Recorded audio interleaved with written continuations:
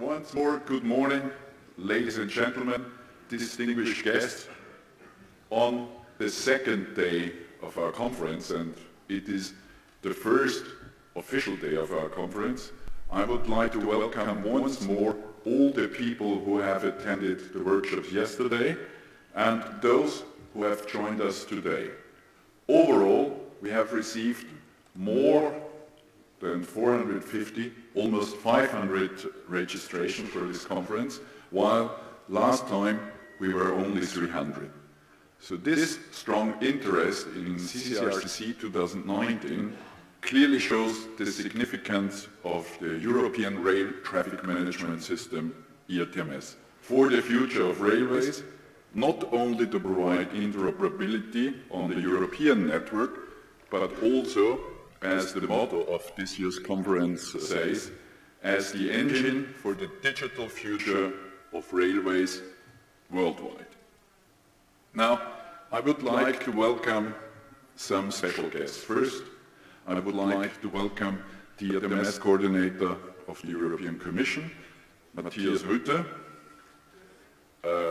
his predecessor, and I'm very happy to have you here, Karen.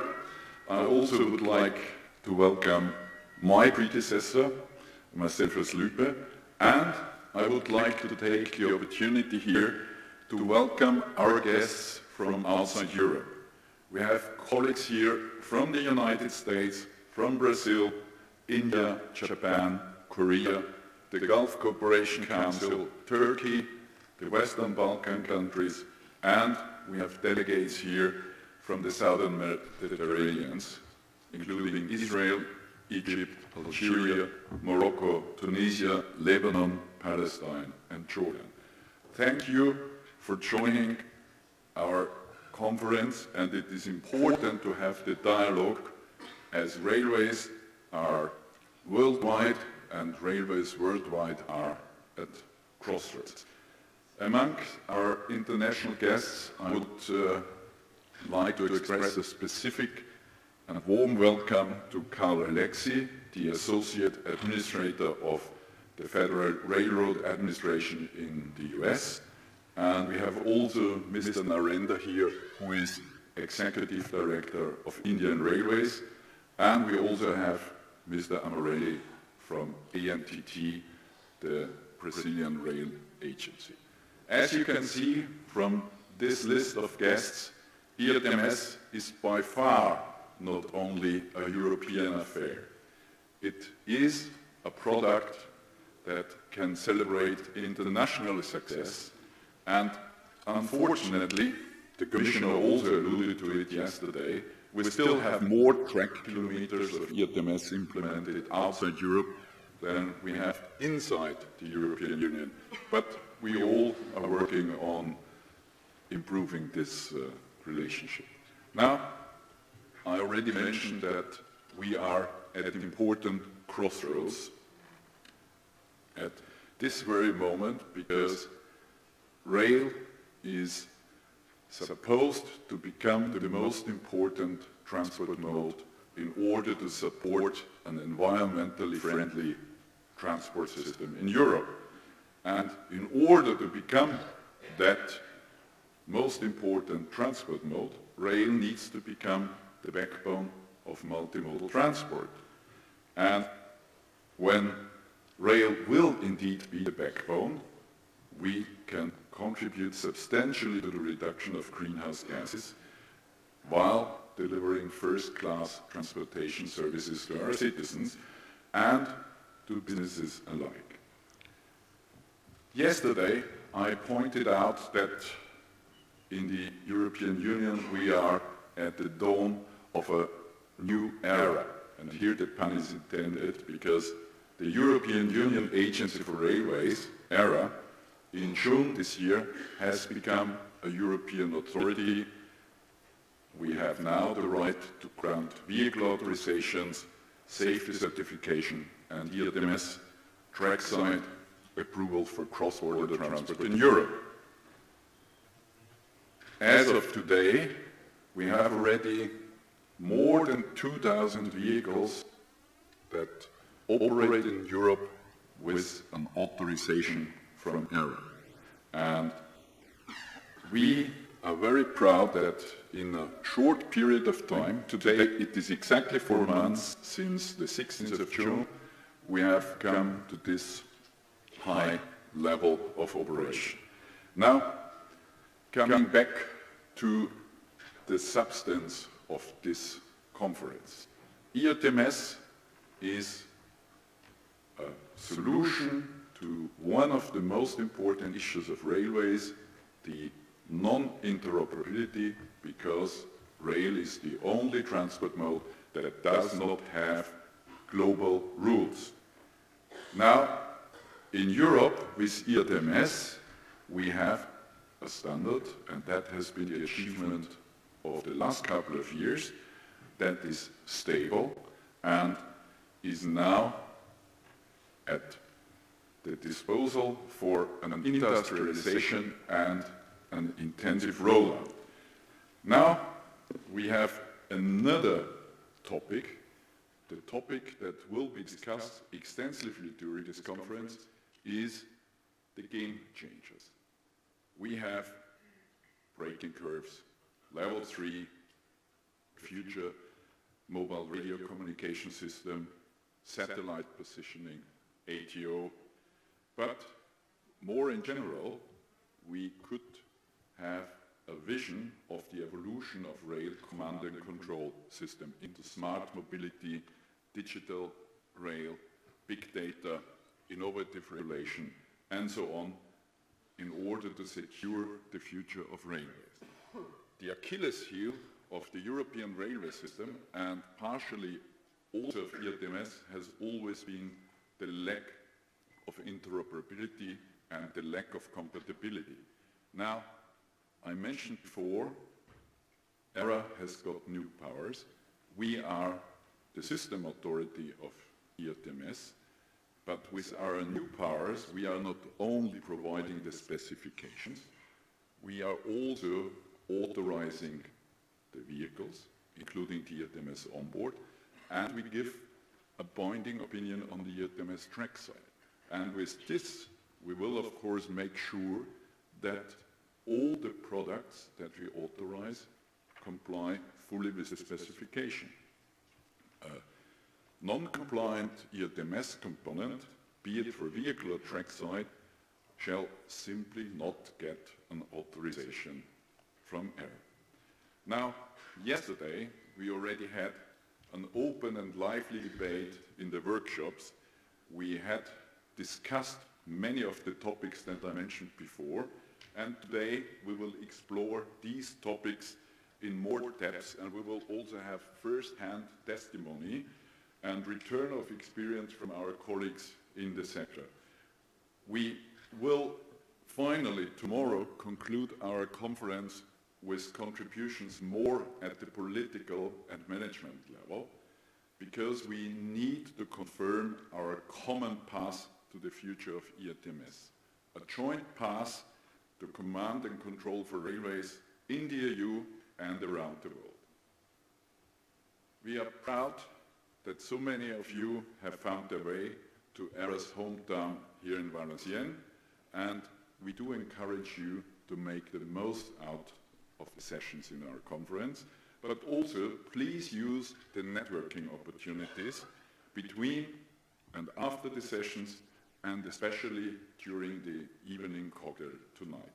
Welcome to a new era, welcome to Valenciennes, and enjoy the CCRCC 2019.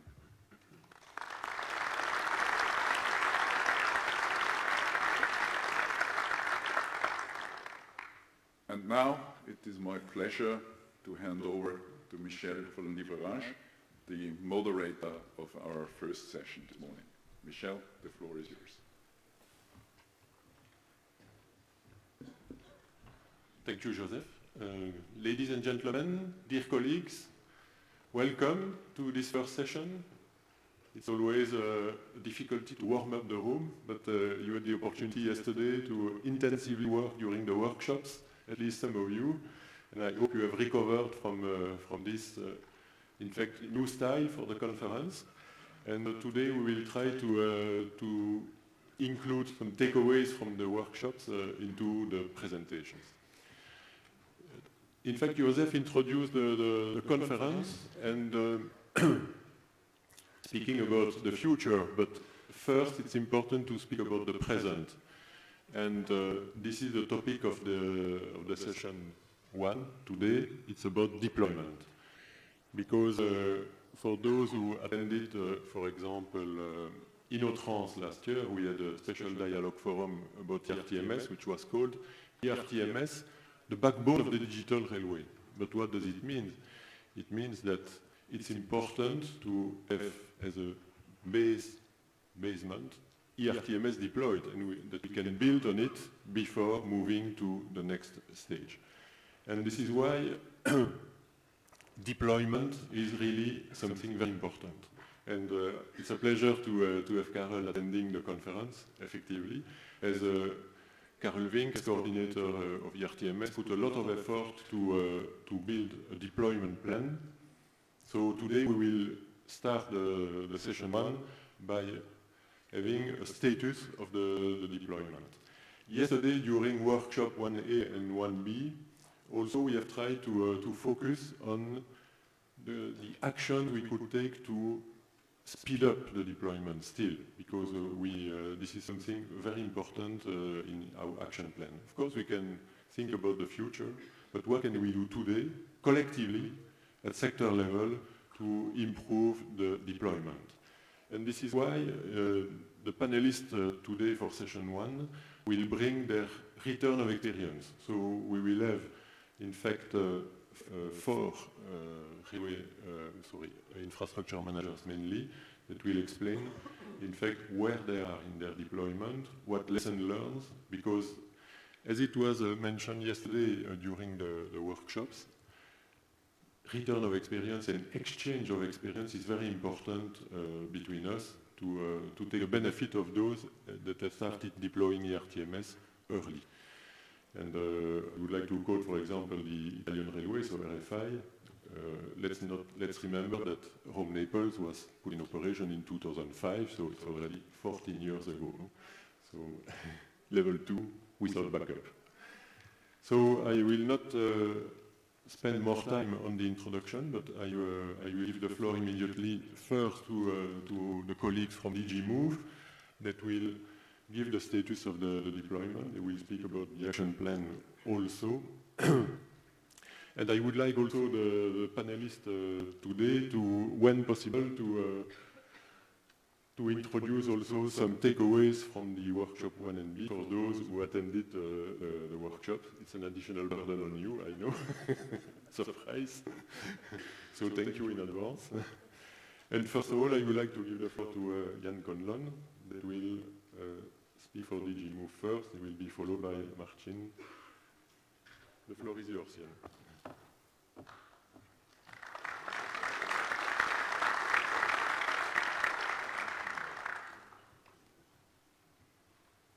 While I wait for the presentation. Yes. Good morning, everyone. Thank you very much, Michel. My name is Ian Conlon. I work for the Commission in DG Move in the Rail Interoperability and Safety Unit, working on ERTMS and the CCRCC. Very happy to be here this morning. I just want to recount, first of all, I was chatting to someone last night who told me something I hadn't heard before, but apparently there are 3 C's that get in the way of trains: cars, cows, and the Commission. So the aim of my talk, and Martin's talk, and the talks later are to hopefully prove that at least one of those is wrong. I'll leave you to find out which and make your own mind up. So, first of all, just a reminder, ERTMS deployment in terms of the business case has a system-level business case. We've done the analysis on corridors. A number of member states have done it at national level. But to deliver the benefits, there is a need for coordination. Coordination at the program level, so for onboard and trackside deployment to be coordinated.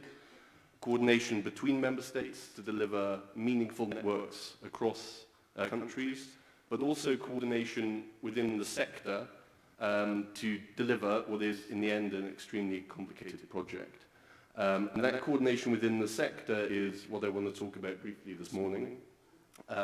So that coordination within the sector is what led us 2 years ago, and we discussed it at the conference here 2 years ago, to publish a document called ERTMS The Way Ahead, which set out the Commission's view on the steps that were necessary beyond the strict implementation of the TSI to deliver and deploy Baseline 3 ERTMS effectively and efficiently.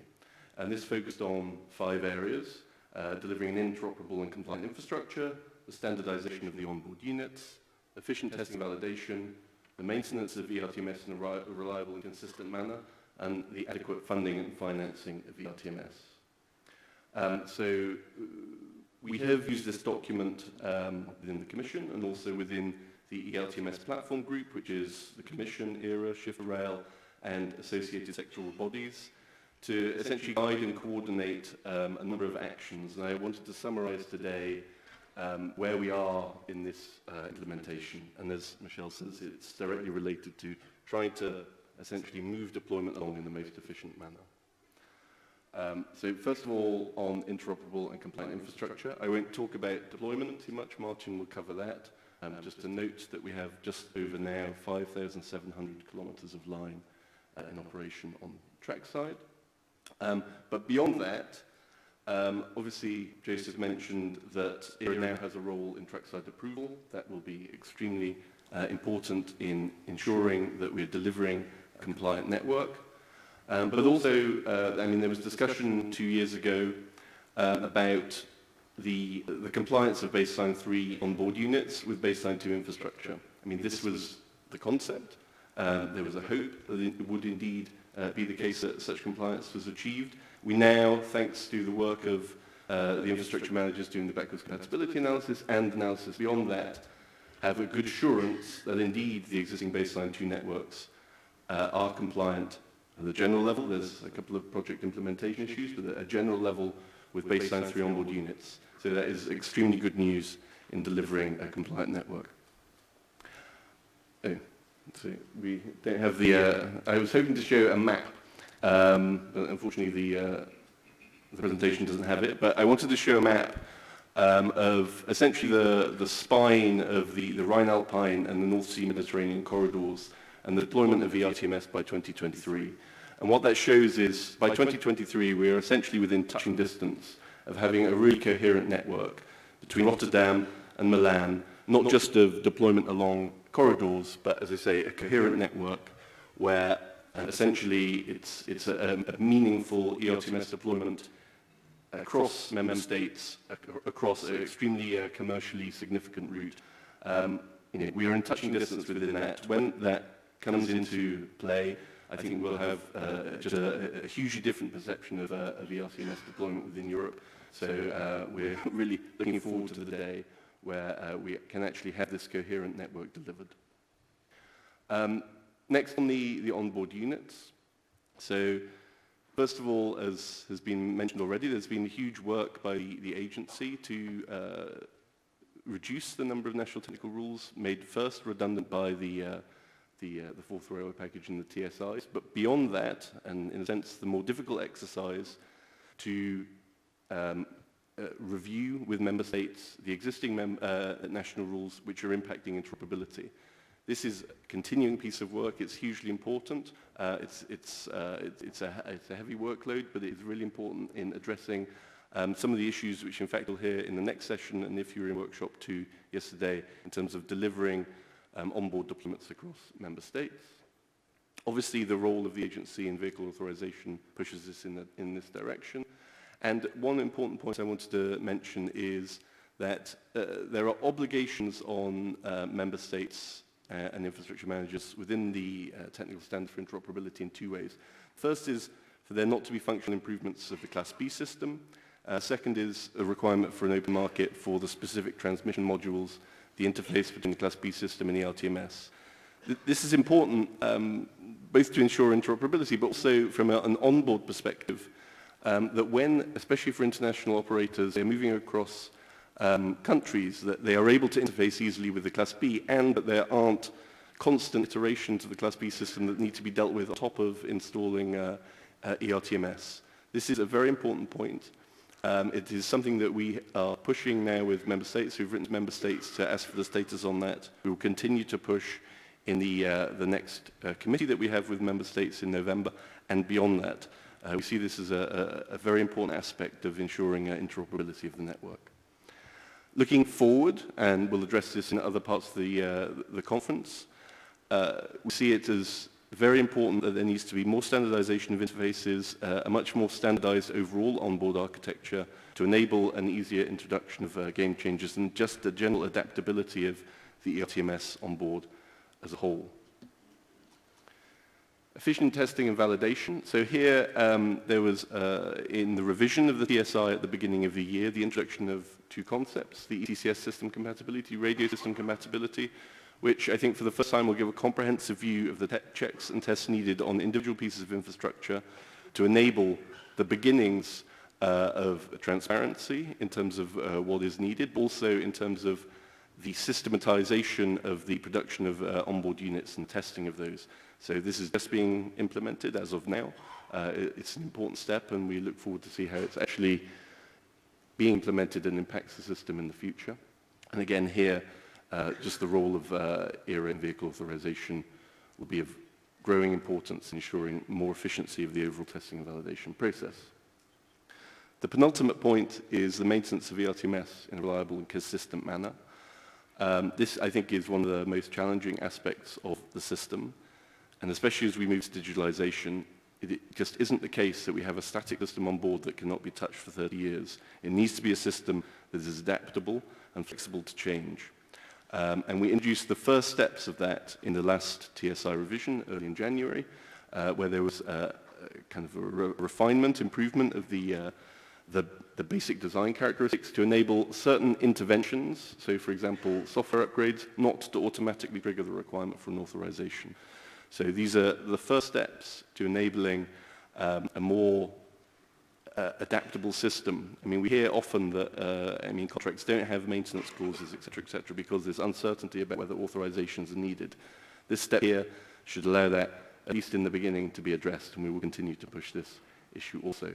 We've also, within the platform, been working with the suppliers, with Michel, and with the infrastructure managers and the operators to improve the way in which project incompatibilities are addressed within the overall kind of process of assessing projects in the change control management process. Again, this is a challenging area, one that we need to continue to work on, but essentially it is foremost in our mind as we go forward within the platform group.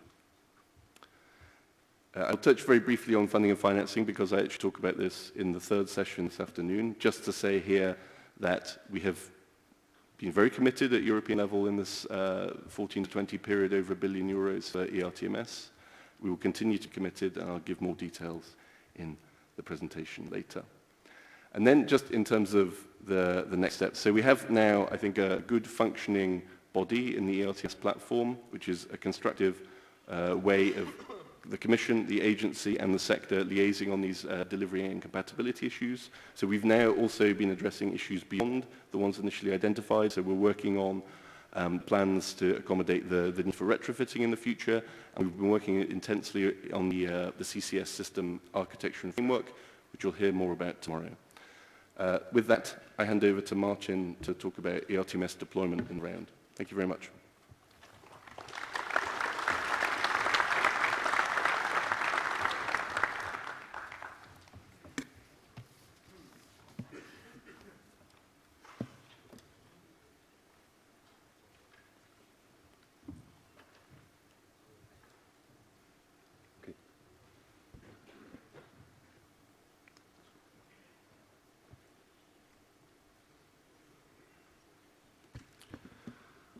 Good morning, everybody. I'm going to present you the current state of play as regards ERTMS deployment, truck-side and onboard. As regards truck-side deployment, we have at the European Union level different legal tools to gauge the progress in ERTMS deployment. So first of all, at the corridor level, we measure the commitments of the member states via so-called European Deployment Plan, which was adopted early 2017. At the same time, at the national level, member states are obliged to produce national implementation plans according to CCRCC. So we'll explain where we are as regards to those two tools and how to measure the progress.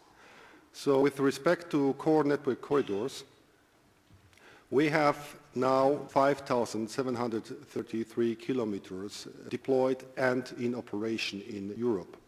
It means that we reached roughly 3/4 of our objective for 2019. Then 35%, 1/3 of what is supposed to be delivered by 2023, and only 11% for 2030. This graph depicts the situation with a breakdown per corridor.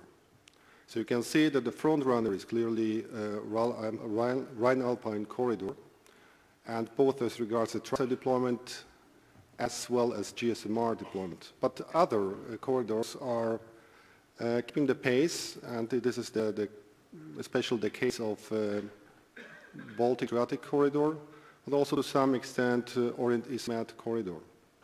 So you can see that in the foreseeable future, on the Baltic-Adriatic corridor, GSMR will be equipped almost on the entire corridor.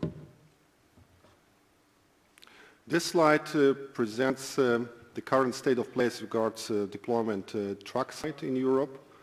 So the green lines are those that are in operation. The deep green lines are those that were put in operation from the last conference in Naples, so roughly 12 months ago. And the lines in orange are those that are under construction at present.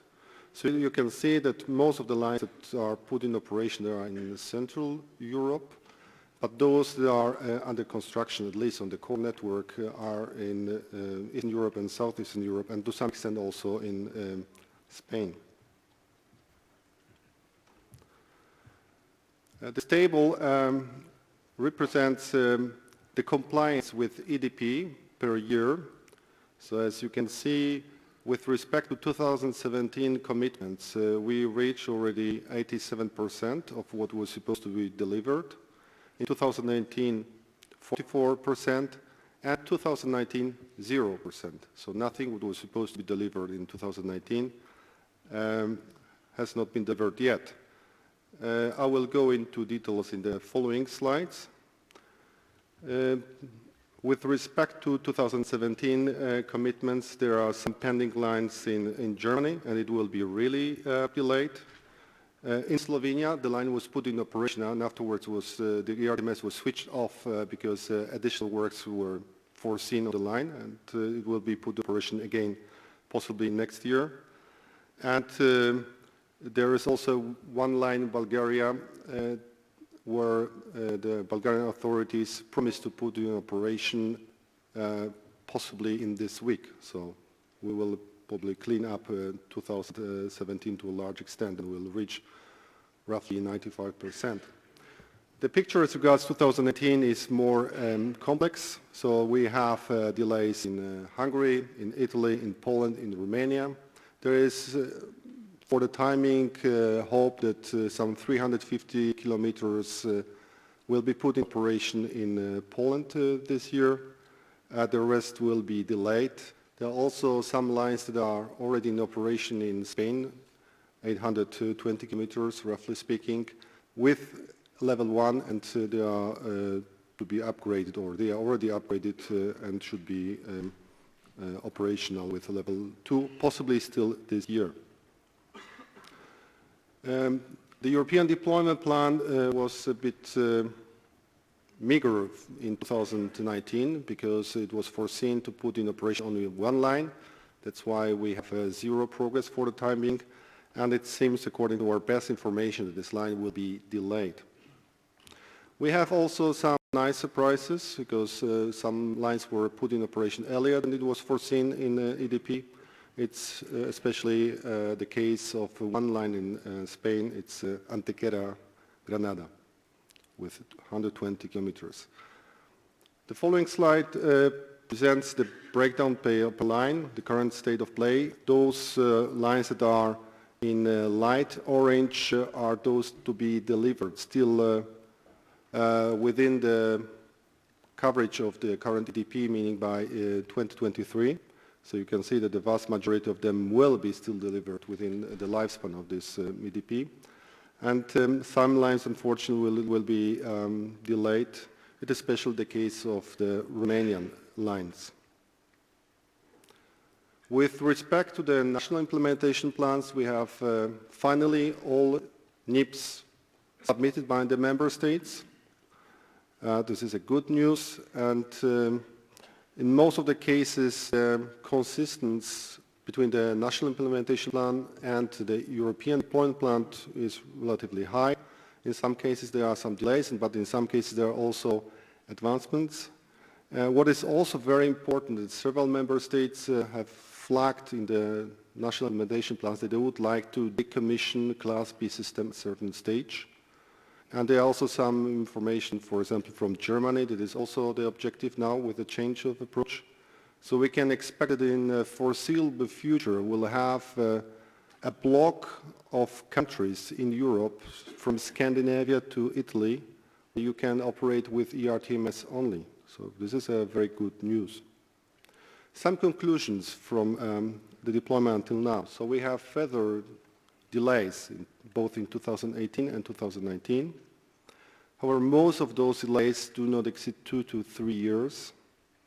And the vast majority of the lines are under construction.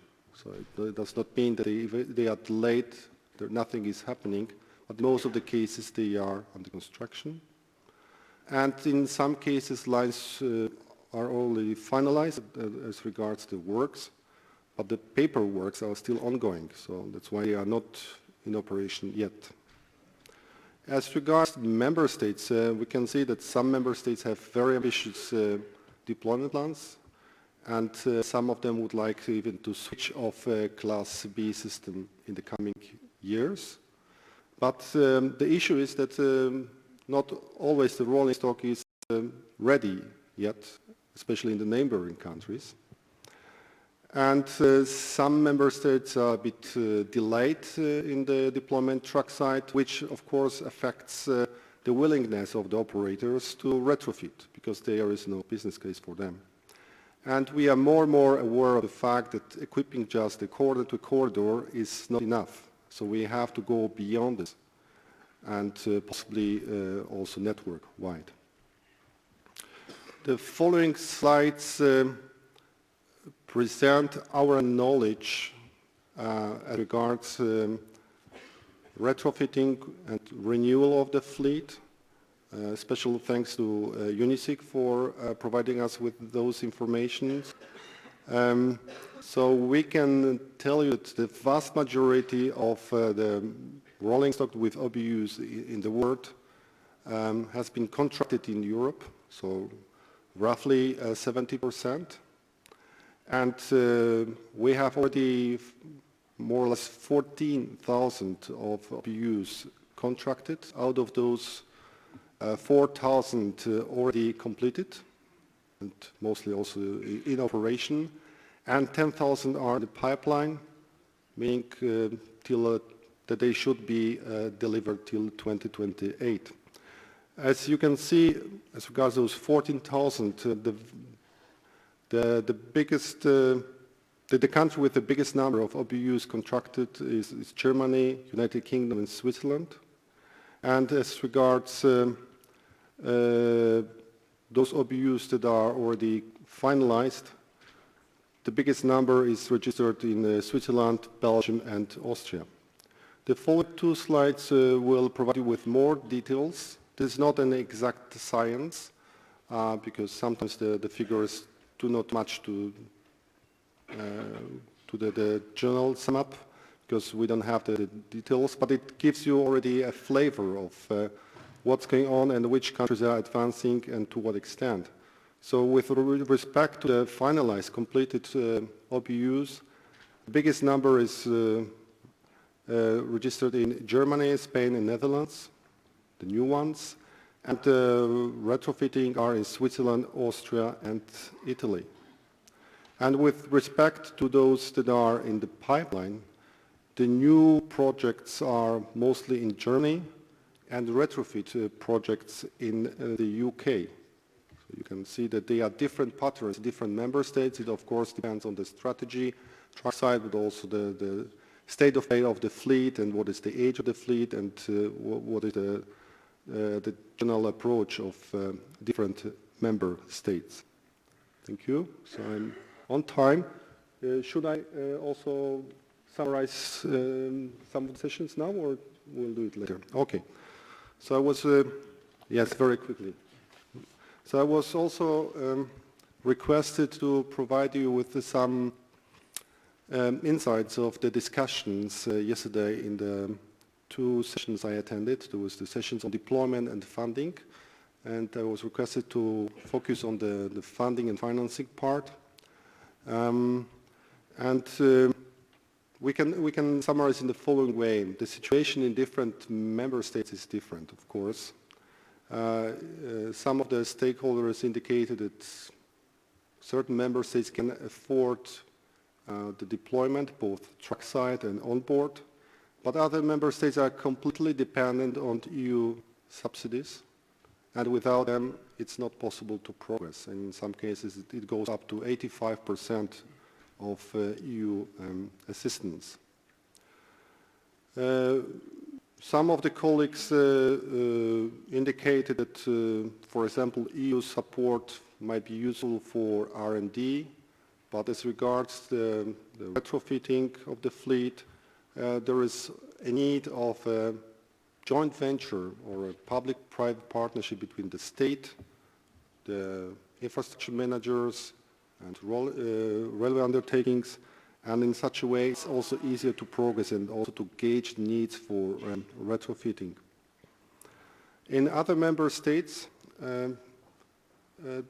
infrastructure manager is dependent on own resources, meaning in order to have money for truck side deployment, it has to collect more money from truck access charges.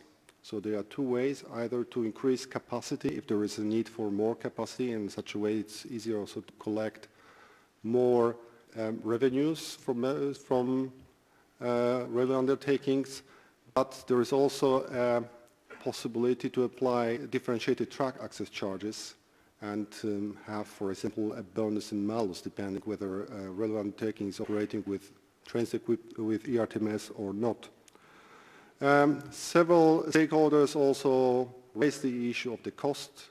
Apparently the cost is too high, and this is particularly the case as regards prototypes, and there were some figures mentioned, like, for example, 10 million per one prototype, 10 million euros for one prototype, which is enormous. We had also some colleagues from EIB, and they indicated that they in principle finance the purchase of the fleet, and then ERTMS is part of the general project. As regards to truck side deployment, they see business case, and it's bankable, because if the Class B system is decommissioned truck side, the infrastructure manager can reap a lot of benefits.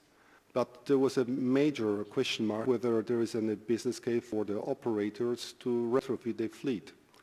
And we did not get any final reply to this question. Maybe I can also add something on the European support. Several stakeholders indicated that the unit cost, or the value of the unit cost, which was fixed at the European level for the blending facility and the reflow coal, is definitely too low. So they consider that it should be much higher, especially as regards prototypes. Thank you.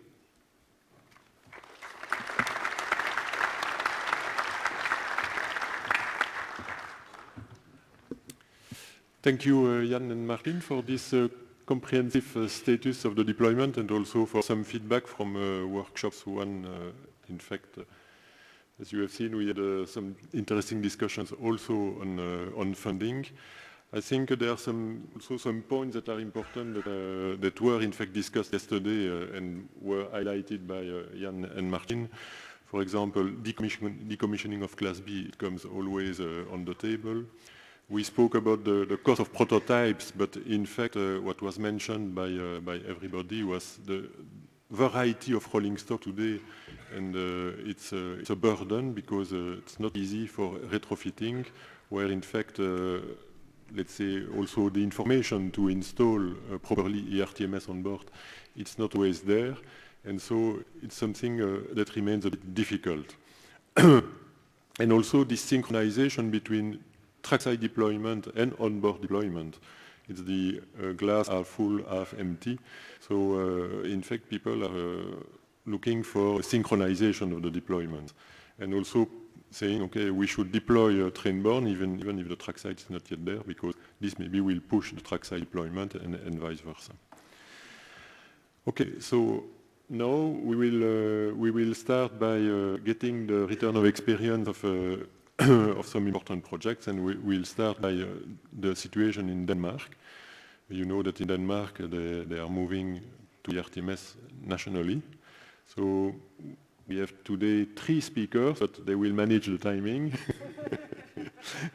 Please present yourself. In fact, the speakers are mainly safety experts, I would say, and we will start by Joanna. So thank you in advance for your return of experience.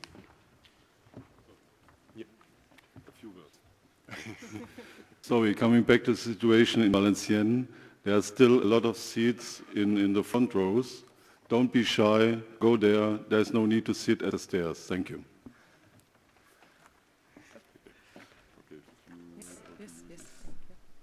Yes, hello, my name is Joanna Wiśniewska. I'm a safety manager in a signaling program in Denmark, working as a consultant from Rambo.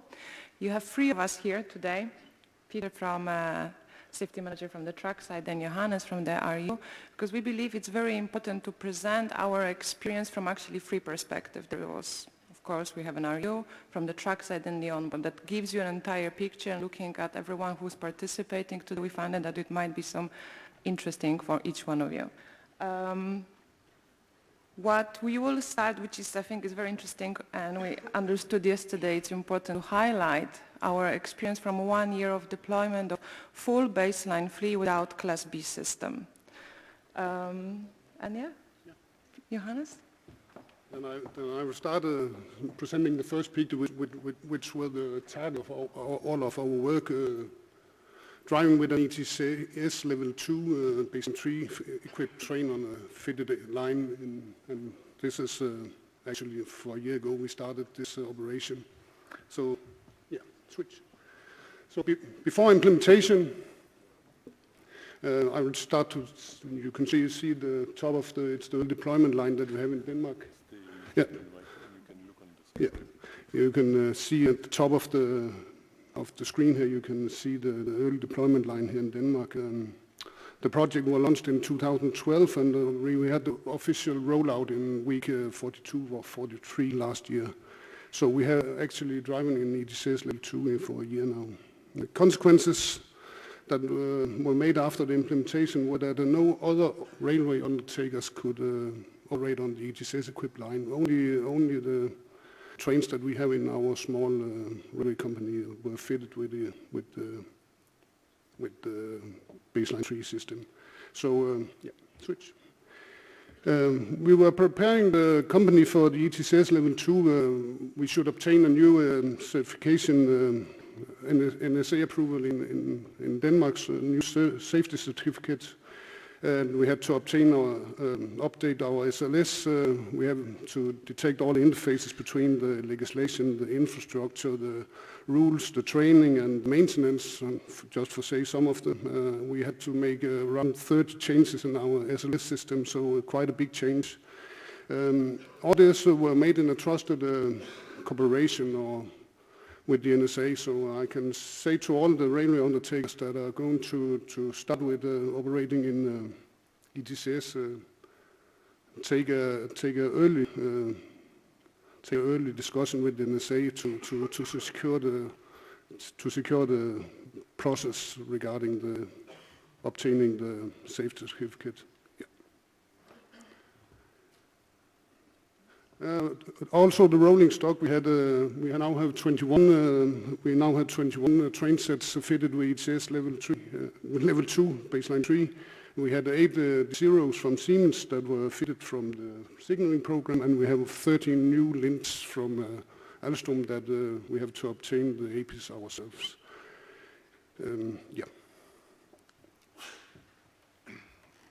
And as you can see here, we are not only introducing the level 2 baseline 3, we are also getting a completely new interlocking and a new TMS system. And we had this ambitious plan from the beginning that we would, as we said, we will replace the wheels as we drive, meaning that we should minimize the impact of the railway in operation. We want to keep our passengers. We know that if we shut down the line for half a year, we will not get all back. So we had to come up with a strategy where this could be done. It was not easy. We had biggest challenge on the interlocking elements, where we are out in the track, touching the existing point machines, making level crossing changes. We had a lot of level crossings here. So we developed this change-over system where we could actually test the entire ETCS and interlocking and TMS solution on a part of the line, drawing benefits from the fact that it's highly computerized, so we can test the software in a small section and then get confidence that it will work on the entire line afterwards. We used virtual belief covers to allow for the testing to take place during nighttime and then run daily operation in night and day mode. I asked Johannes whether he could confirm that we didn't make too many interruptions to the traffic, and he was smiling a little bit, saying, yeah, well, and then I could tell him, I think we could have done worse, and I still think we managed to keep our passengers at least. So, next. We also had to utilize this joint test lab to a high extent to make this work, because we have to obtain a lot of our test evidence in joint test lab, where we have RPC and onboard unit from all our suppliers, so we can actually test the ETCS system in a controlled environment, get our test results, finalize our safety cases, without being on track that much at least.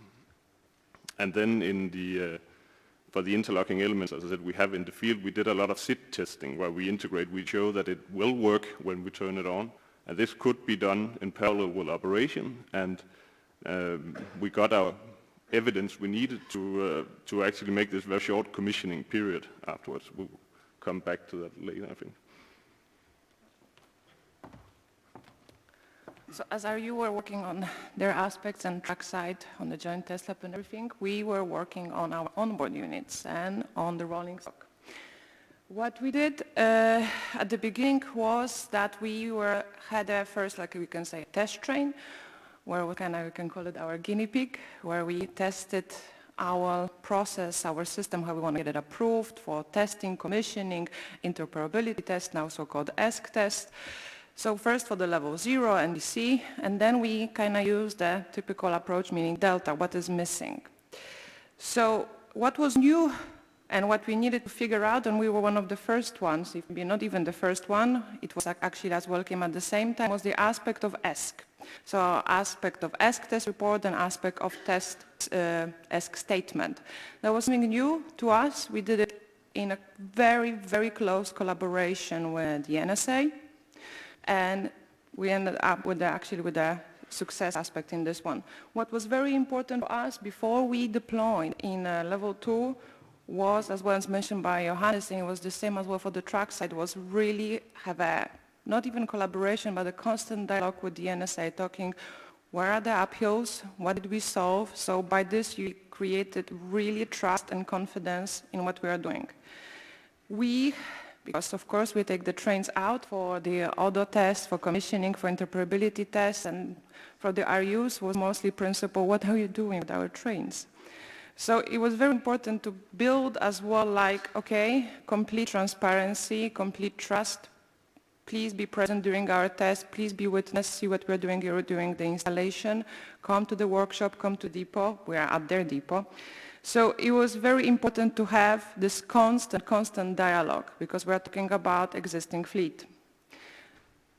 What, I know there's a lot of assessors and nobles here, it's very important as well to mention that we had a very, very good dialogue with our assessors and the depot, both from the onboard and both from the track side. So actually when we get to the final stage, okay, our final package for the assessment and so on in the final round, it really took minimum just a few weeks, because we created such a confidence. We presented from the design, installation, commissioning, interoperability test, everything was followed, everything was checked as it should be, and if there wasn't, we had some errors, we fixed it as we should be, as well according to the processes that were very well established, which was the end result that neither NSA, neither assessor, neither us, and neither are you was in any way afraid to go with the application to the NSA, hey, we are ready for level 2.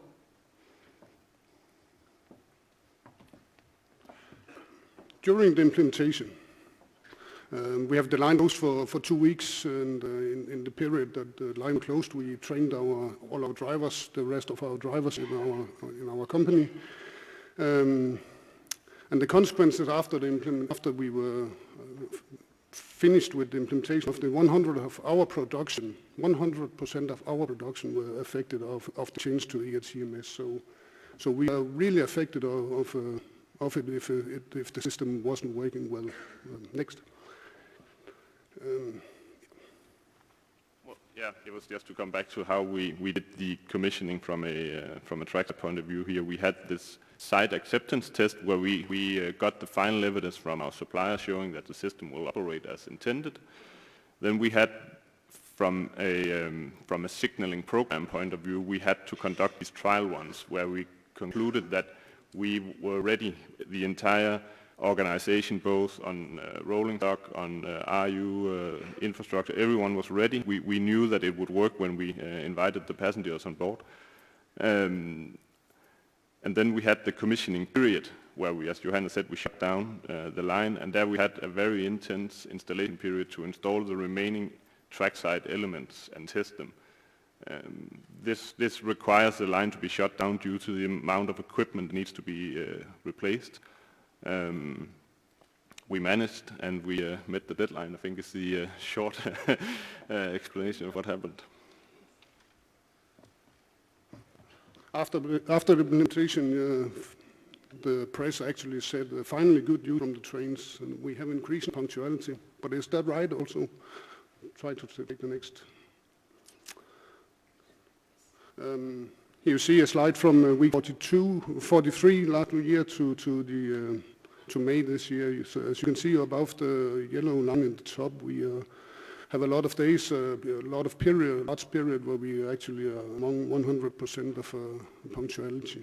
If you take the next slide, I've taken a week here from just before we made the presentation, and you can see we are still running at almost 100% in punctuality. So that's quite good.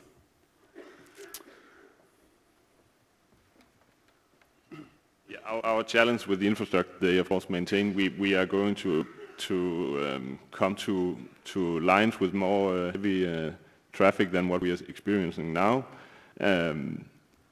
We know what we can do, and we also know that we have to do a little better when we come to the more complex parts of the Danish railway. We are doing this together with our supplier. The migration plan is a challenge when you do it the way we do it in Denmark.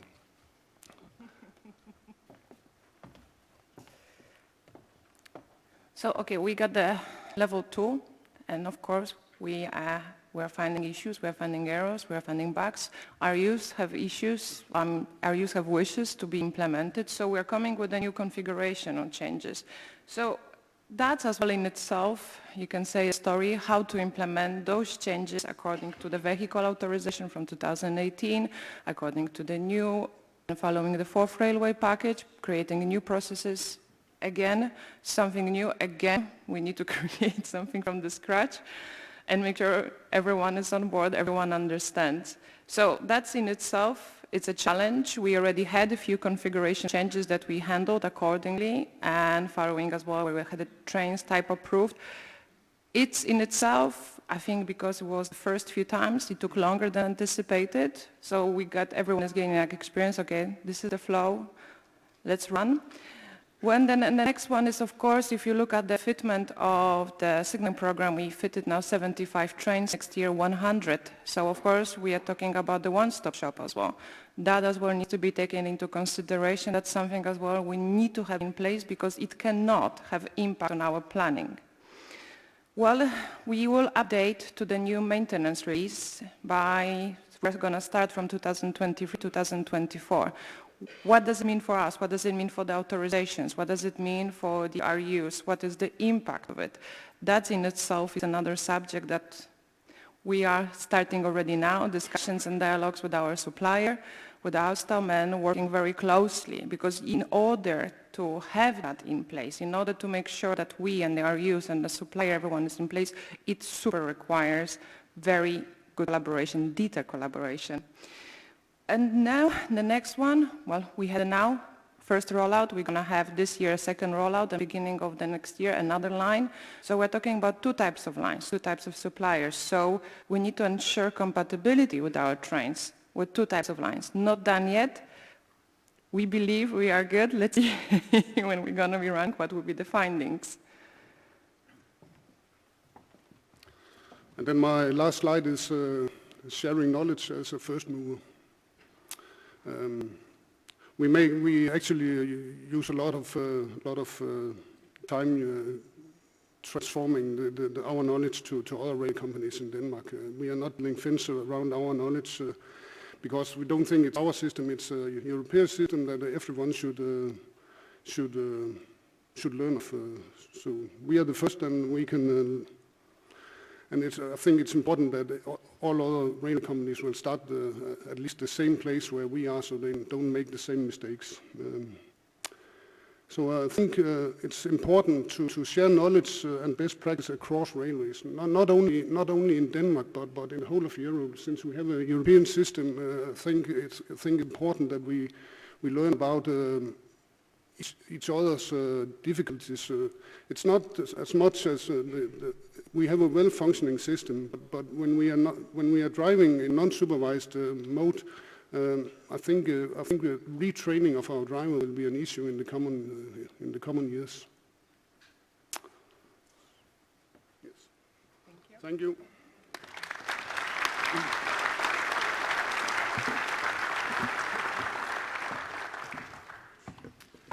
So thank you to the Danish team. This was a real teamwork exercise. So and I think you have still in front of you some challenges, effectively.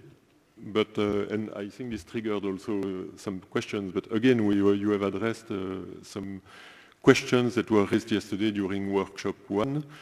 I would say if you were attending. So, and for example, in Denmark, you see there are two trackside suppliers, and the engineering, if I understood well, is not exactly the same.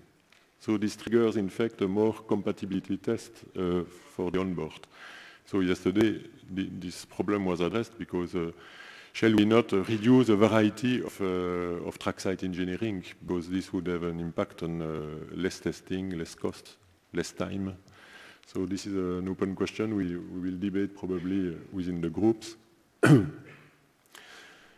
Also, the wide variety of rolling stock, as I said, seems to be really a burden also for implementation. And anticipated to a question, why not to move to version 3.6.0 instead of 3.4.0? But so, as we don't have a lot of time and we have to keep on plan, so may I call the next speaker, which, if I'm not wrong, is Liefferinge from Infrabel. So Infrabel is also in the middle of the implementation of level 2, and you know also of the electronic interlocking in Brussels South, and in a very important month, I think, for Infrabel. So So in fact, implementation of ETCS also, it's not only implementing ETCS, it's implementing a new signaling system. Most of the time, and especially when implementing level 2, there is a renewal of the interlocking. And as you have seen in the Danish project, but also in Belgium, this is not only ETCS, but it's ETCS plus interlocking implementation. Yves, the floor is yours. Thank you, Michel. So my name is Yves Werner. I work in the signaling project department at Inrabel, and I will introduce the different challenges we had when implementing ETCS level 2 on our existing line signaling via our pilot line. I will also give you some information about our national deployment, important information I want to share with you. As you probably know, in Belgium we have an ETCS master plan, and the goal is to deploy ETCS on the world network before 2025. It's now in the Belgian law, so we have really a big trigger and a clear message to all involved parties. We had decided to implement ETCS via 3 levels, depending on the line and depending on some parameters. Today, where we have now more or less 25% of our network equipped with ETCS, mainly level 1 full supervision on the corridor, Fed corridor from the north to the south of Belgium. We have also now a branch from Brussels to Germany in level 1, including a lot of big stations also. We have 2 high-speed line ETCS level 2 with fallback level 1 in green, and we have now our pilot line in red on the west part of Belgium with level 2 on the conventional network. If I take a zoom on this line, it's a line of 30 kilometers. It's a line with low traffic, so we have more time to do work and more testing also. We had already an interlocking existing, electronic interlocking from Alstom, SmartLock. And we had already an ATP system, TBL1 Plus, based on ETCS balises and LAU. So our supplier, Siemens, installed then an RBC connected to this interlocking existing. We let implement also in the interlocking a new protocol based on eRadio Plus to open the communication for the RBC.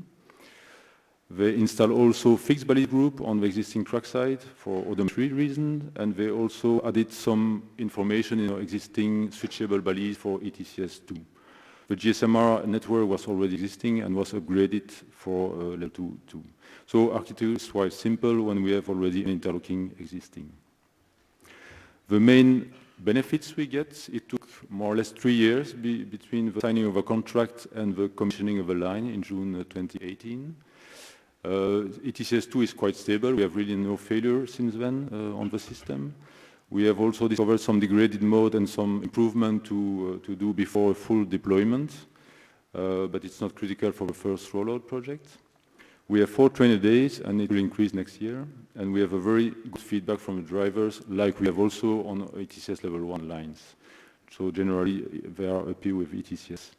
So ETCS level 2 works. We are now building a generic application with Siemens to be able to deploy ETCS 2 on more than 40 projects. Our first challenge was to ensure the coherence with the existing signaling system, the line-side signaling system, because we put ETCS on it. And the second challenge was to ensure the coherence for driver mainly with our ETCS level 1 line, to have the same functions, the same operation. The second challenge, we have a lot of different types of rolling stock. If you see on the figure here, we have train for our ETCS 2 line. We have train without ETCS, we have train with only ETCS 1, no ETCS 2. They are running in TBL1 Plus still. We have train with both level. We have pre-baseline 2 train, like the Thalys. We have now 50% of our fleet, SNCB fleet, is now equipped with baseline 230D. And we will have next year the first baseline 3.4 train running also on ETCS level 2 line. And the third challenge, it's a brownfield implementation. That means we have an existing trackside layout, so it limits the flexibility for the ETCS design.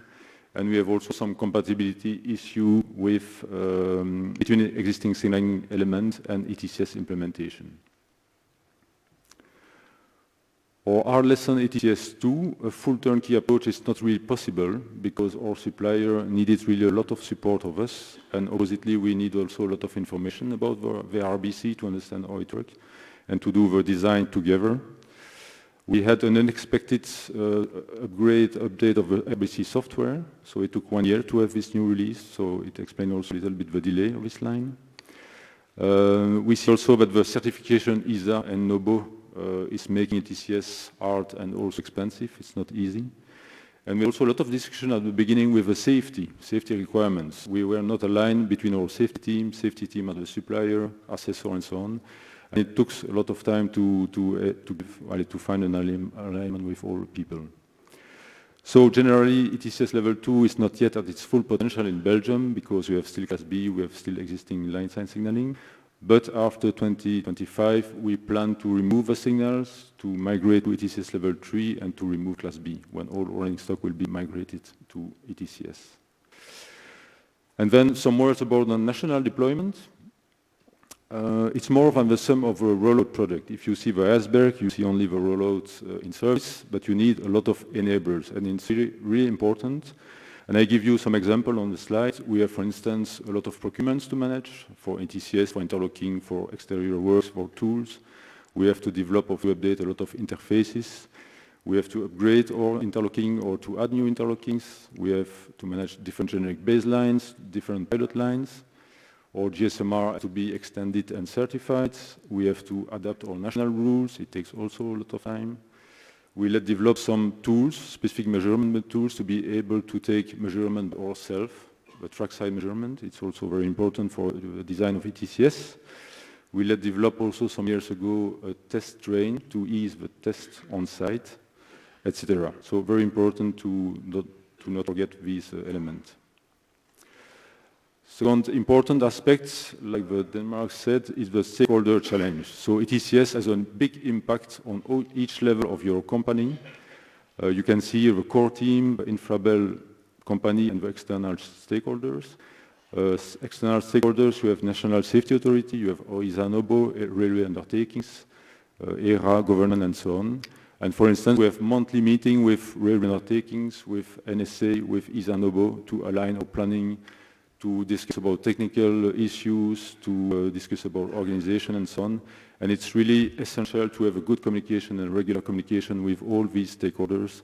And we involve also these stakeholders from the beginning of the project, when we wrote the functional requirement and so on. It's really important and yeah. Some other lessons, we have to renew still relay interlocking for ETCS level 2 on a part of our network. We will have 10 to 20 projects every year now. We see two risks, technical risk first because it's a new system from Siemens, and the second is the work facilities. We see even at night it's difficult to have enough traffic interruption to install cable ducts and such things, so it's a risk for us. About ETCS project, we will have 10 to 20 ETCS projects every year now. That means between 500 and 1,000 kilometers every year. It's huge. So an industrial process is really requested as is under construction. The key year will be 2020 for us. Aspect human resources, we will have at the peak moment 600 people working on this master plan. And so we have started a campaign, We Need You, to get a good profile, technical profile, but also supporting profile like project and program manager.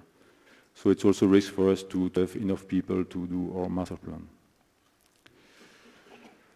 Finally, the transition, it's also an important aspect, transition from full supervision to line side signaling. We see some risk and we analyze some human factors. The goal is to avoid TCS island, but when you deploy TCS, it's impossible to avoid it, but we try to decrease it as a maximum. Anyway, transition needs big attention because we have also a lot of technical and project constraints linked to transition. About TSI evolution, we see also perhaps some improvements. For instance, we have old products like Balises and LAU, and when we implement ETCS, if a DSI has evolved, we have to ask to our supplier to rewrite a certificate or documents to show that the old product is still aligned with the TSI, even if we know that the technical interface between Balise and antenna is not changed. So simplification should be interesting in that level. And the last topic I want to share with you, this is the reworks. So when you have ETCS installed on your line, any change in infrastructure needs a change in ETCS configuration. And we see now we have really difficulties because we have a lot of rollout projects, and in parallel we have to manage rework requests. So we ask now 1 year in advance to get all requests for change of infrastructure, and we analyze it and we decide if rework would be allowed or not. So in fact we are freezing some part of infrastructure because we have not resourced enough to do it. So don't forget it in your contract, in your planning, resource, budget. Rework are really important. Try also to have a process allowing rework in 3 or 6 months maximum. But it's a challenge too. Thank you very much.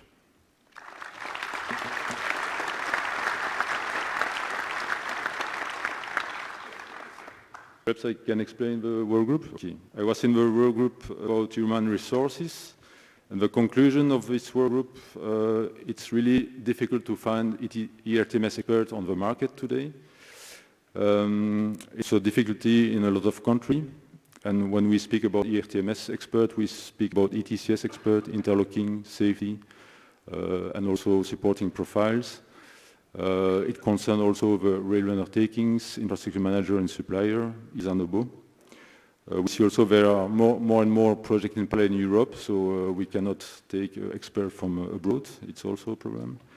So we discussed about some ideas yesterday. First way is to engage young people and to train it.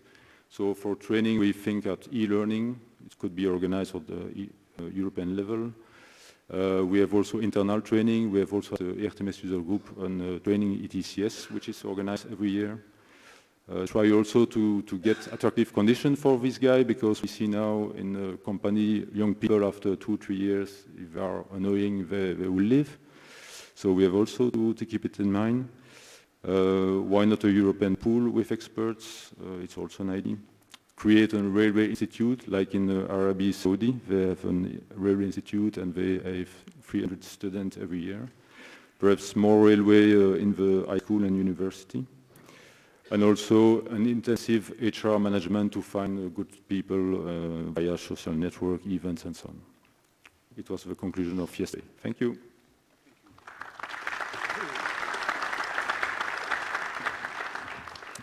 Yes, thank you, Yves, for this interesting feedback. I think this will give some ideas for people that have to deploy ERTMS and starting projects. So about human, so do not hesitate effectively to let's say, improve your network, because yesterday this was also, I think, important for the workshops. It's also to discover new colleagues and be able to exchange between them. So do not hesitate also to, even after this conference, to ask, let's say, recommendations from the different projects that are ongoing in the ERTMS. I think this is very important. In human resources, I think that one conclusion of yesterday was that we will be obliged to do more with less, because it's very difficult not only for the railway sector to recruit, for example, engineers, but generally speaking on the market. So there is a competition. And so it means that organizing better our project also to use less resources is also very important, because as a matter of fact, it will be difficult, I think, to recruit more. We will move now to the next network and railway undertaking together in Italy. So, as I say, the Italian railways have a long story of implementing ETCS, but it's not the end of you. And so there are also ambitious plans also to decommission CMT. So I give you the floor first, and then it will be followed by some words about the training part. Okay, please. Thank you very much. Welcome, everybody. I just to underline here the strategy that is started on 2002. In Italy, when we decided to a renewal of technological part, we start with a Class B system. In 2002, we decided SCMT is the acronym of Sistema Controllo Marcia Treno. Was born to fulfill the safety, and at that time we decided to reuse the track circuit, the coded, the idea to an ATP system. but we use component interoperable, so balise, encoder, and GSMR. Then, in parallel, we decided to a new challenge, the level 2. But this two part of the story is very important for the new second part of the strategy that is starting now. Because we have an infrastructure now that partially pre-fitted ERTMS. The same story is on board. This is very important to the next part of the presentation.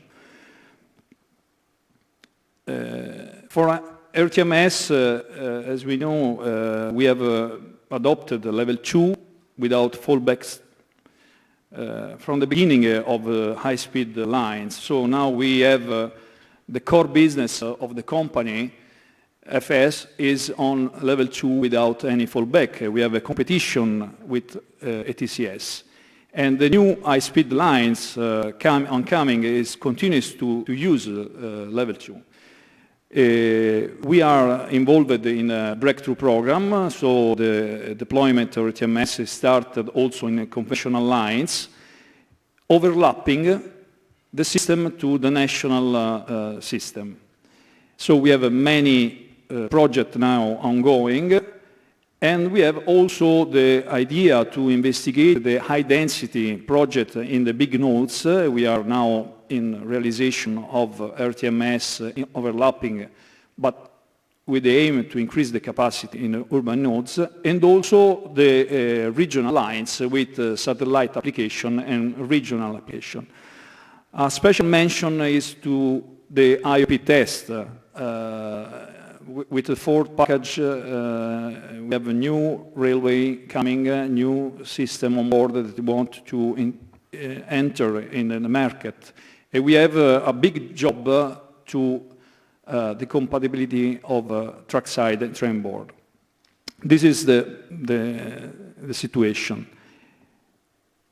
So we have from 2005 in commercial operation around 800 kilometers of ERTMS, 300 kilometers per hour, a baseline compatibility, baseline 3, baseline 2, 300 train per day, and a very good capacity.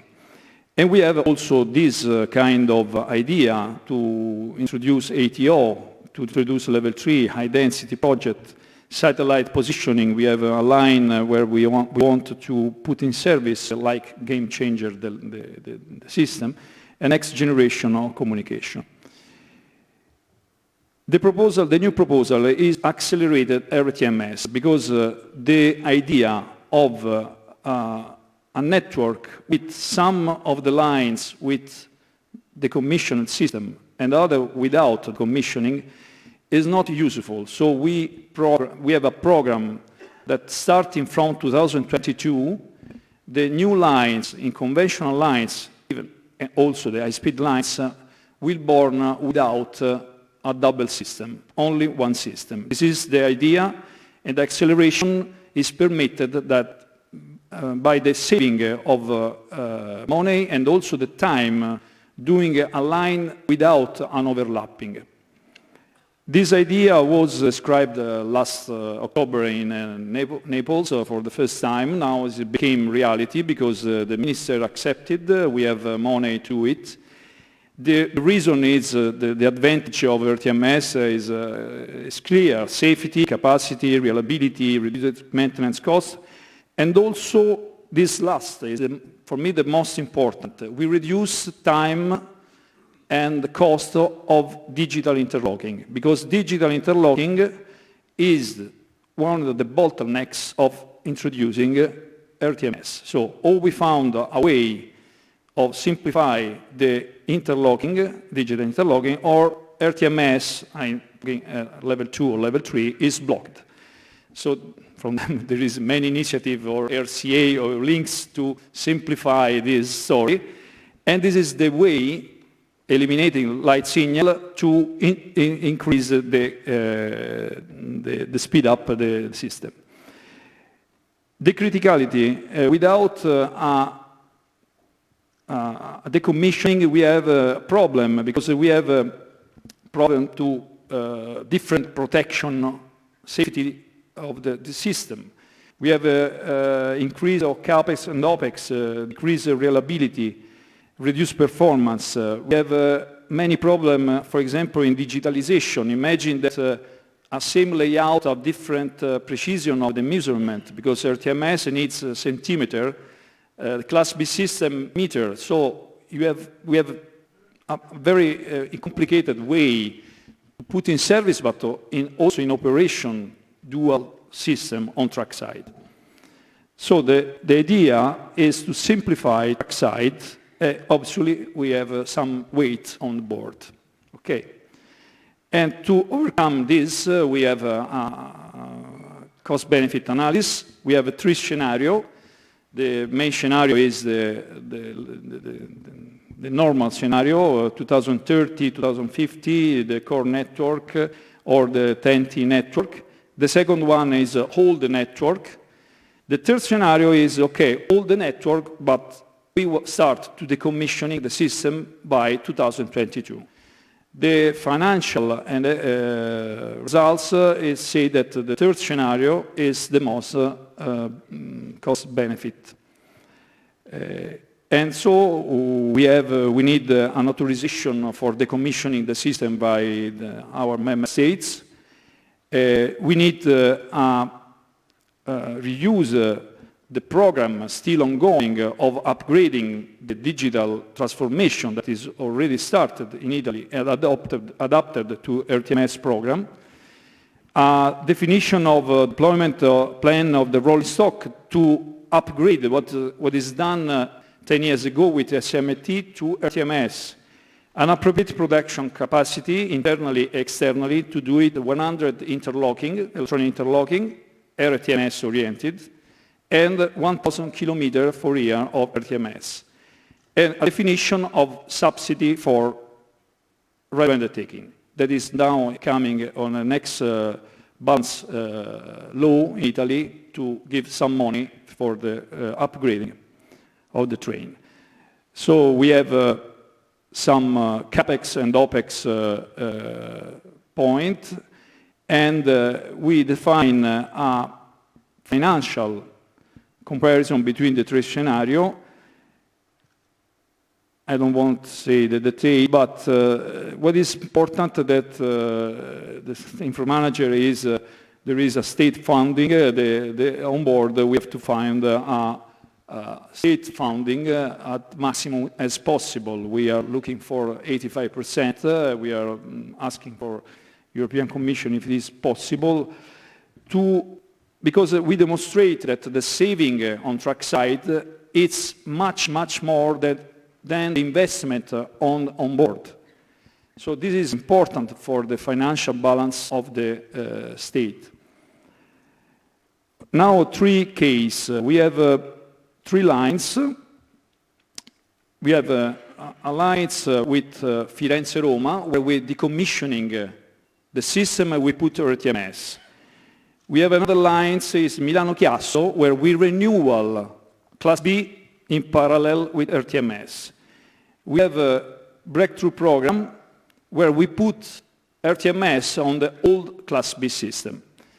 It's clear that what financial analysis says is in the 3 cases explained on the field. Now we are doing these 3 cases of migration ERTMS. It's clear that the decommissioning is very better than the other 2. It's clear that means an acceleration of employing electronic interlocking, simplify electronic interlocking. The station passing from a signal station to a station without signal, so we can offer to the functional people many functional advantage, so it is not only a technological revolution, it's also a functional revolution. We want to avoid to stop the works, to put the infrastructure works before technological, but we want to do after the upgrade of technological, because when you eliminate signal, you can be much more flexible on introduce new functionality. Now a graph. This is the national implementation plan today. If we start with a rolling stock tender with an upgrading, we are sure that the onboard, the 5,000 cab that now we have with SMT, could be upgraded in the next 6 years. We have to speed up, like InfraManager, otherwise the risk is that the onboard don't use ERTMS. That's why we need an acceleration. This acceleration now is in the next national implementation plan that our member states send to the European Commission to have this kind of synchronization of onboard, decommissioning, and then the new digitalization of interlocking ERTMS without light signal. Now, last slide, for the IOP test, we have a problem, because when a new train is coming, have to repeat all the generic tests with another platform. And a suggestion is to do only the specific tests of trackside on board.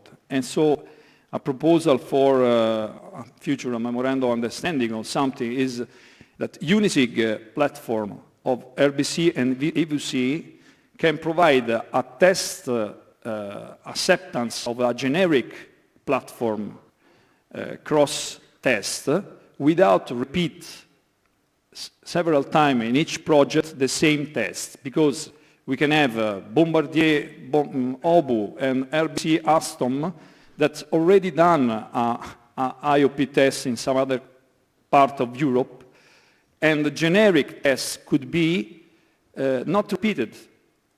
The validation people sit at the table and start invent the wheel several times, and you lose a lot of time. We can do only the specific generic test of the project. Thank you very much. I pass the word to my colleague of Trenitalia.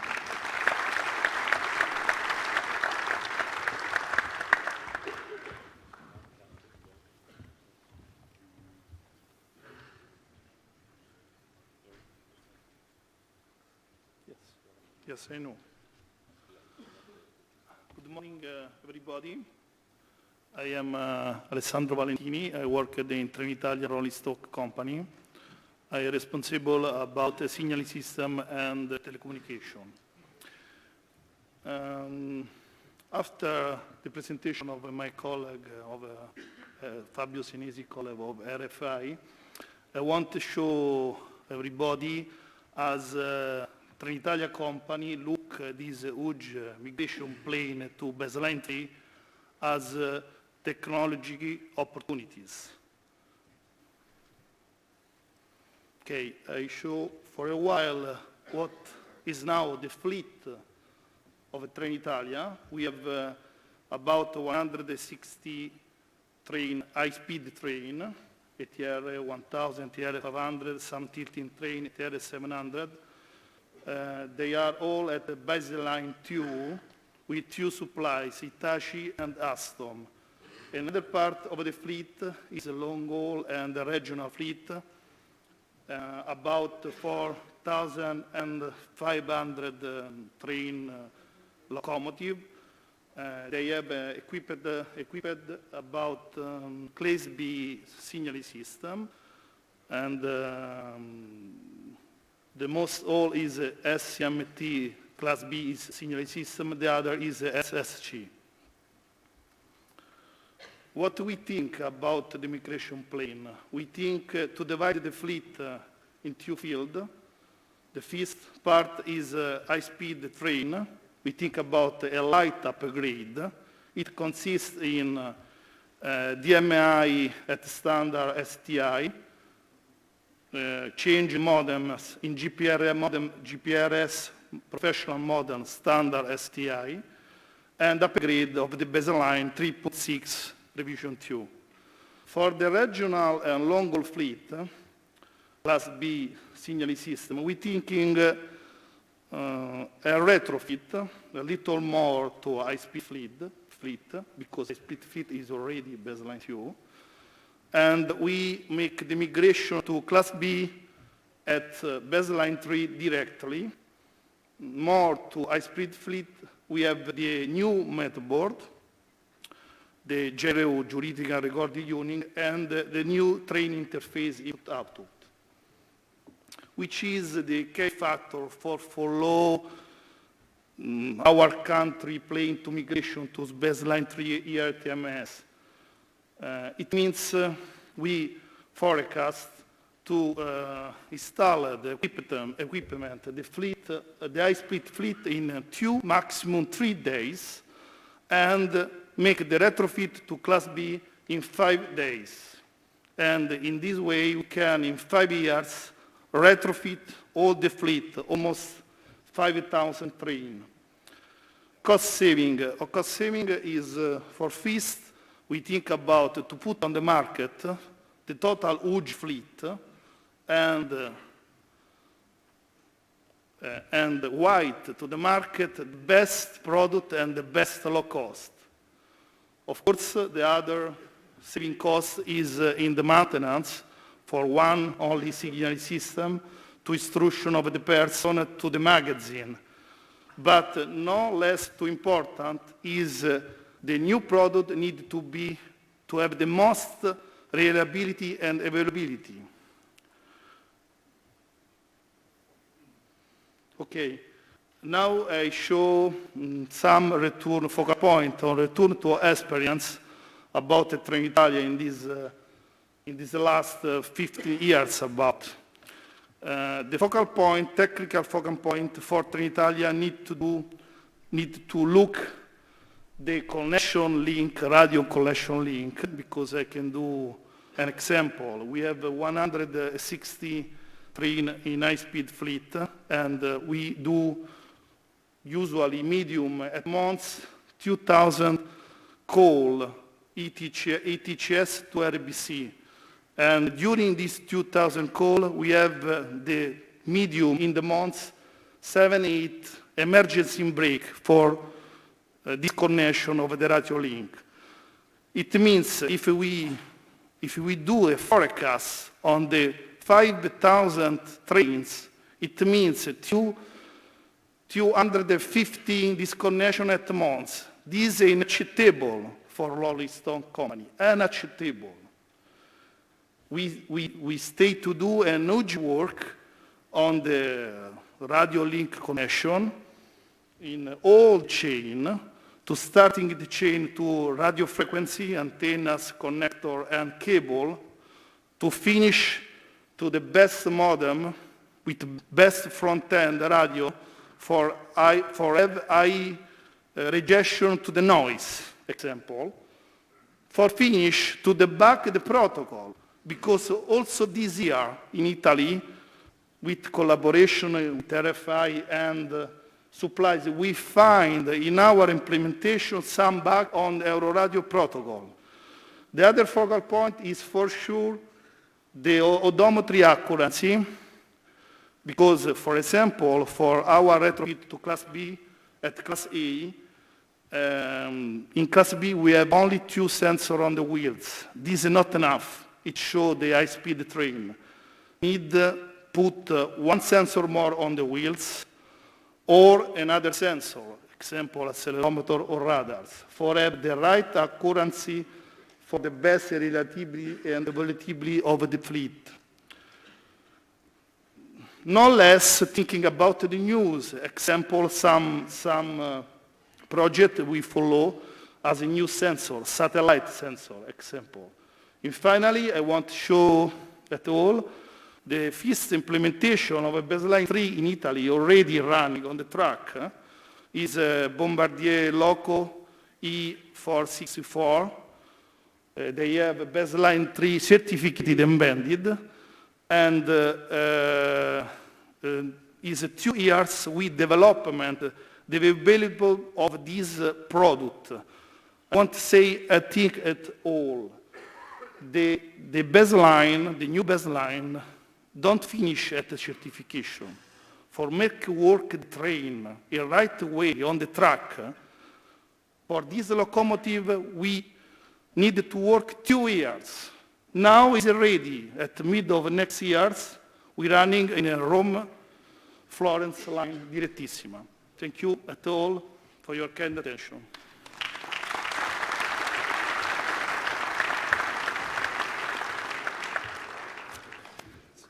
Yes, okay, thank you. Thank you for our Italian colleagues for their return of experience. So we have seen the two sides of the coin. What's interesting is, of course, also the business case approach of the Italian railways, where we see that there is a financial interest to build a plan with acceleration and decommissioning of Class B. I think this is an example to follow. As we are short of time, I would like to invite now immediately Jaime, that will, come on, that will deliver, in fact, a return of experience from the Spanish railways that have also a lot of implementation of ERTMS done and ongoing. Please go on. Thank you.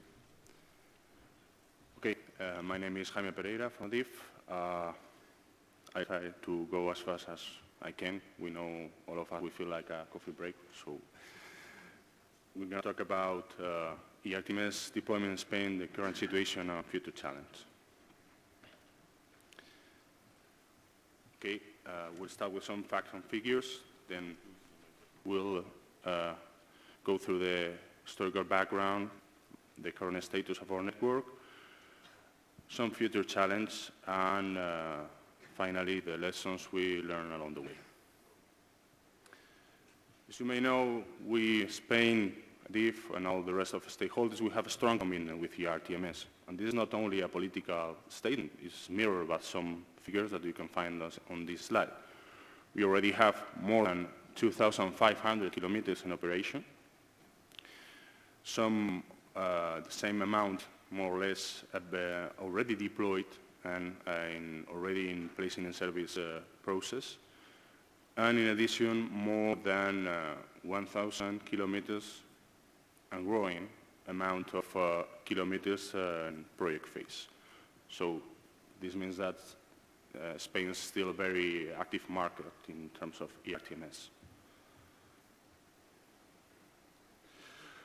Okay, this slide was one of the subjects we analyzed yesterday in the workshop. It's, of course, we all need that there's a huge amount of resources needed for ERTMS.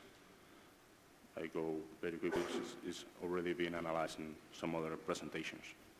Well, historical background. You know, once upon a time in Spain, many years ago, more precisely year 2000, we signed our first ERTMS contract. And then we delivered our first placing in service back in 2006, to level 1. And this has been the evolution since then.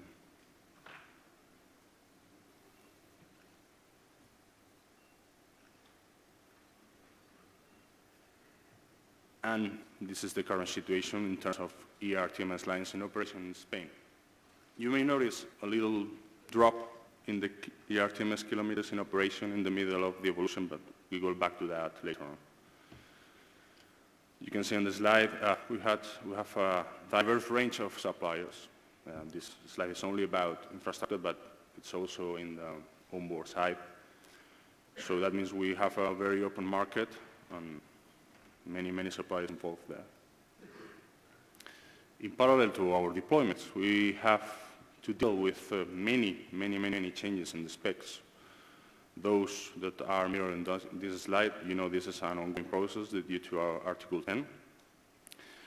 And the only way we could handle this situation was thanks to those principles we already know, the protection of investments and also the backwards compatibility. Without them, it could have been very difficult to deal with it. Now, this is a very interesting example. We also have some experience about upgrading our infrastructure. This is what we call the ERTMS migration. We have to do this on our first deployment to go from previous baseline 2 implementations to the 2.3.0D version to to make the infrastructure compatible both with B2 and B3 trains. It was a very, very limited technical scope, just 4 CRs. 4 CRs was supposed to be very, very easy, and we had an initial target completion date of 2016.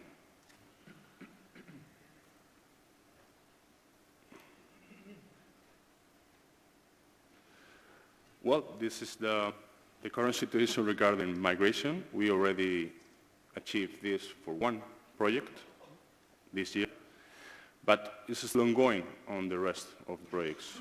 You may be wondering why. These are the main reasons. It turned to be huge interference between ongoing deployments and this migration we had to do, especially, of course, in the interfaces between those kind of projects, that this issue brought some delays, not only in migration, but also in those ongoing projects. In addition, we had to downgrade the system in some specific projects. That explains the drop you noticed in that previous slide. It wasn't foreseen, but we had to do it. So that proves that it's not like a one-night software update and that's all. It's more complicated than this. Also, we had to deal with certification issues. When you commission a project and then you go back some years afterwards and try to recertificate, it's always complicated. And these reasons so far only come from the infrastructure point of view. But if we sum up some issues from the onboard perspective, there's also a complex train retrofitting process ongoing, including reassociation processes, and it's quite complex. Okay, talking about our future challenge, we are quite focused at the moment in placing in service many projects that are already deployed. We're talking about always through COD version. We have many of those projects are level 2. Those come from high-speed lines and commuter lines, but some other level 1 conventional lines. Always with many suppliers involved. Okay, finally, we would like to share with you our experience, our lessons we learned along the way. First one is that the ERTMS version migration can jeopardize not only the ERTMS deployment, but also in case of an eventual future scenario that we have to upgrade many times the infrastructure, it could be even a risk for a positive ERTMS business case. The second issue is about testing. Before placing service, we perform what we call final infrastructure test, and it was supposed to be quality related, only minor issues, but currently we still find some issues there that we think should then come up at that phase, bearing in mind that we perform those tests after verification and validation is and it's performed by the suppliers, it's endorsed by the suppliers. Sometimes suppliers perform this test in their labs or in an independent lab, but always when we perform our final on-site test, we find those issues. And our third lesson is that for us, level 1 is still a valid and added value option. The reason is because level 2 is never easy to implement in brownfield implementation. I'm not happy to hear the same conclusion for some of our colleagues from Infravel. So we think level 1 is still a valid option, especially for those brownfield scenarios where no very high capacity is needed. On mainly our last slide, and we optimize the deployment of ERTMS. I think these are our main recommendations for that. The first one is to improve the verification and validation processes, foreseeing and including real operational conditions. If we want to increase the confidence in the system, it cannot be made only by end users at the final stage trying to debug the implementation should have been tackled before. In addition, we have to keep very close to the protection of investments for every new implementation, every new add-on that comes to the system in order to clarify those migration paths. We also recommend we need to keep an eye of stable specs and just leave a very limited window for the CRs only coming from the real errors or game changes, enhancements. And in addition, we have to keep the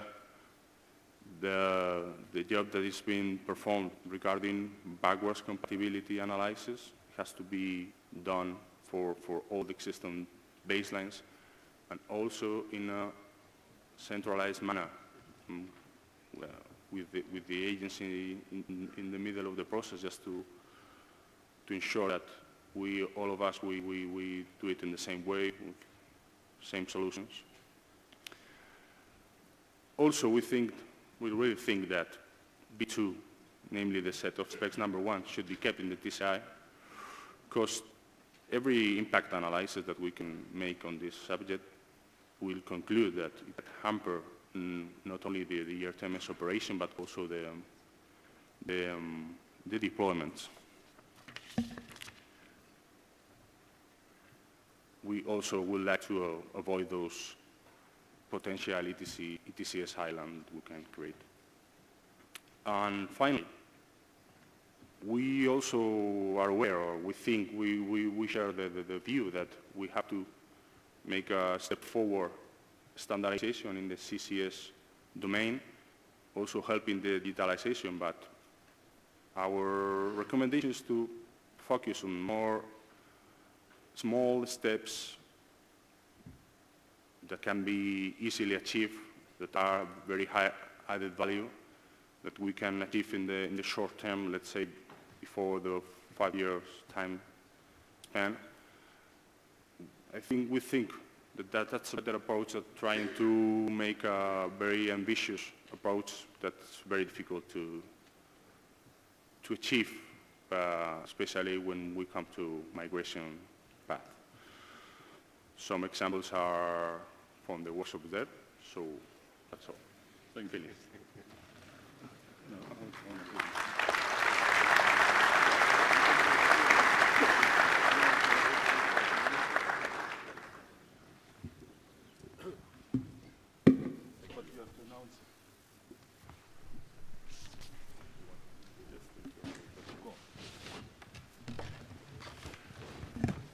Okay, thank you, Jaime, for your feedback on the Spanish experience.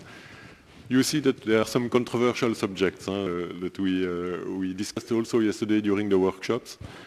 Basically, level 1 versus level 2. We have been discussing about TSI evolutions, and there you see that you have conservative evolution or more ambitious evolution. So these are things that we will have probably to rediscuss at the level of the platform board, also with the different stakeholders, because we have to decide on the evolution and to see for the future what we should do. Backwards compatibility, of course, is key, but also management of complexity, because multiplying the versions, and of course when the game changers will now come, we will have additional versions, makes the system more difficult. We have to perform baseline compatibility analysis on top, and so we have to see if we should not remove some old versions out of the spec and favor new versions. So these are open questions that have been triggered by the audience, and we will have to tackle further. In terms of organization, so I was requested to give the floor to Rainer, that will give feedback from workshop 6, if I'm not wrong. And so please come on stage. Time's a bit short to have questions, I think, later, but we will see. Go ahead. Okay, thank you, Michel. Rainer Behn is my name. I'm working for DB Netz, Deutsche Bahn Infrastructure Manager, as an ETCS Technology Manager.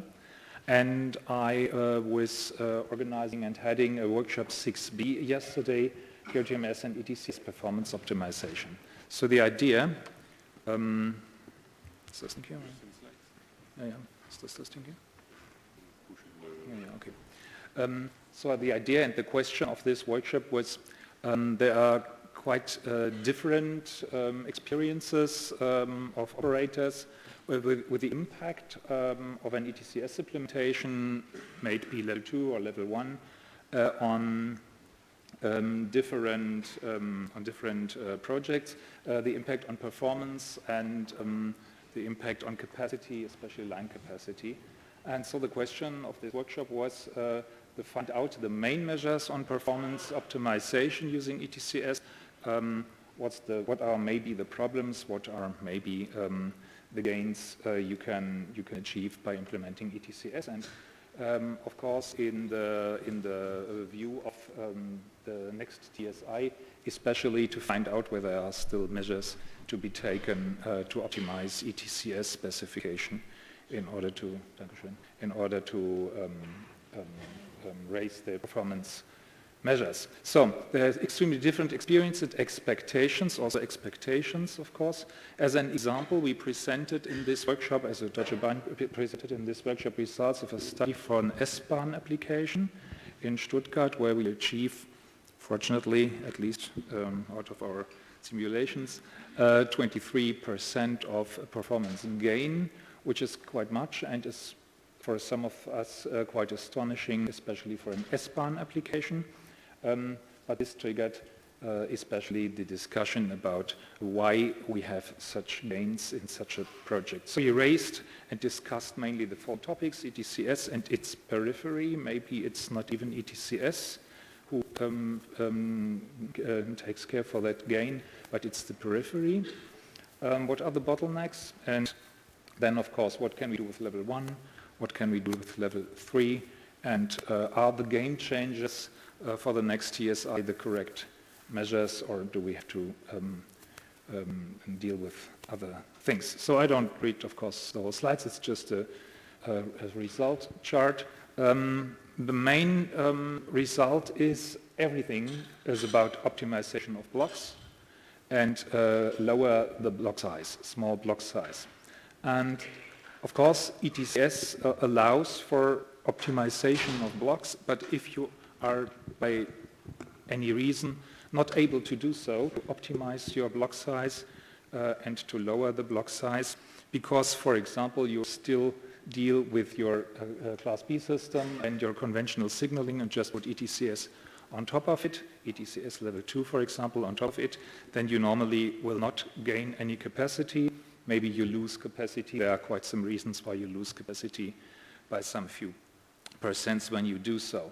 So all these things we have written there have not exactly and not mainly to do with ETCS. ETCS is there an enabler for gaining capacity when you do your ETCS implementation in a framework of optimization of blocks, which means you have to reinvest or at least reparameterize your interlocking and to take out your Class B system, which usually gives heavy constraint, which hinder you from optimization your performance. This is what some of the speakers today already told, that this is the experience. You gain capacity when you do all in one. ETCS itself does not really do it. I won't read all these points here, but what I want to say is taking into account Class B or still distant signals generates too many constraints for an optimization.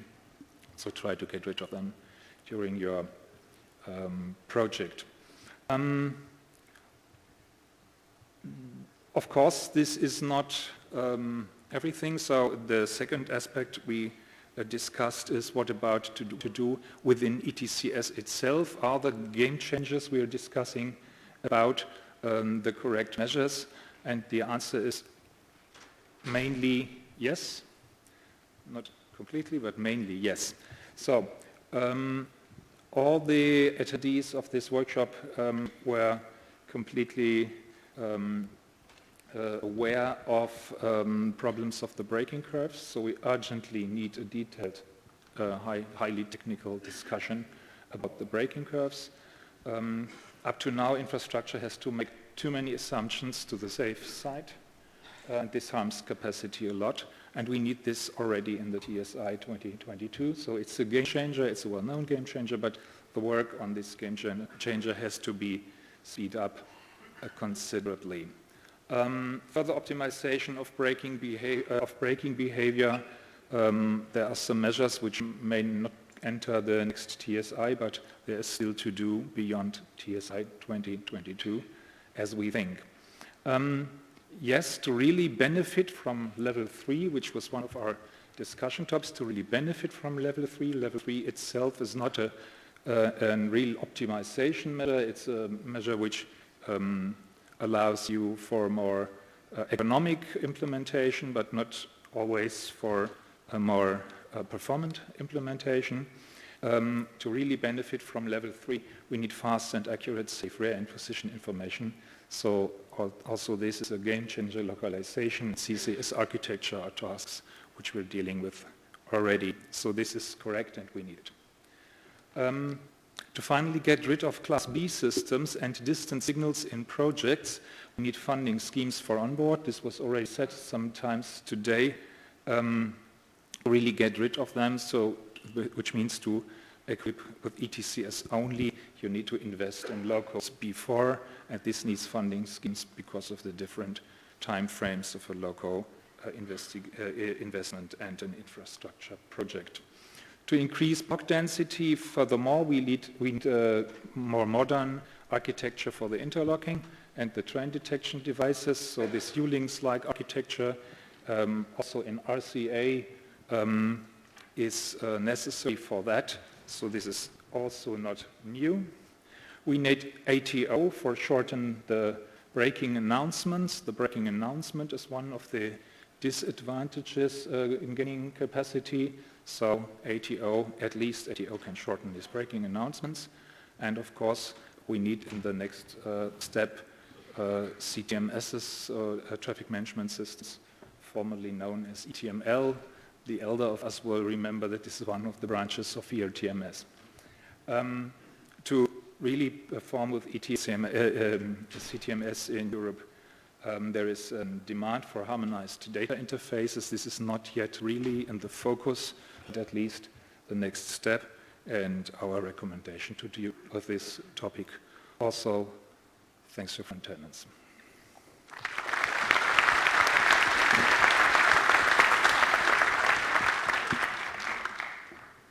So thank you, Rainer. You have not mentioned hybrid level 3? Okay.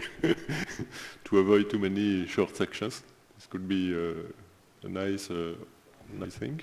Yeah. Then we will have 10 minutes for questions. So yes, we did. Yes, we did, of course.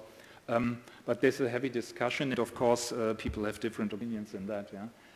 Yes, of course, you can lower the sections using level 3, but you can, of course, lower the sections, lowering the sections, which means just shorten the blocks. And if you then need train detection devices, then this may just be expensive and more expensive. Yeah. But most of us think that you gain more or less the same capacity, and you needn't lower the block size to a few meters everywhere. So the question is, where's the optimum? So if you have, if you don't need the complete flexibility and you know about your program of the trains running on a specific line, you can optimize a lot by conventional block size, very small block size. In Germany, we call it Hochleistungsblock, as you know. Then you can optimize this, and then you won't be better with level 3, maybe even worse because of slower track-free messages. So level 3 is a good thing, but maybe more an economical reason than a real capacity issue. Thank you. So, first of all, I would like to thank all the speakers, and if I looking to the organizers. We have 10 minutes for questions, Hans? Yeah, okay. So, who would like to ask the second question to the speakers? There are microphones in the room. Yeah.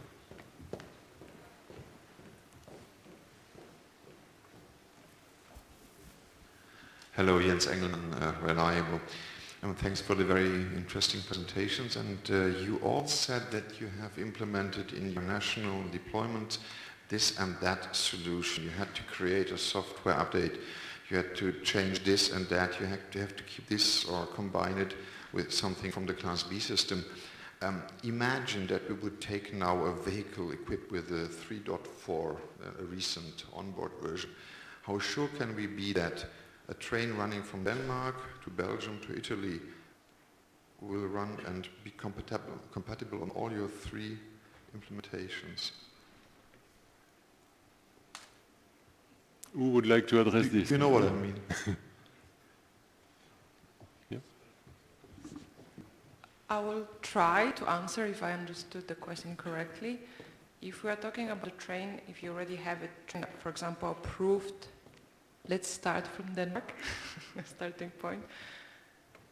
What is important, the second step is that you just need, of course, we're talking about hopefully with having approved in one-stop shop through ERA, this aspect would definitely ease in the process for you, where before you needed to go to 3 different agencies. But still, as an RU, you will need to have the ESC aspect covered and from the infrastructure manager signed.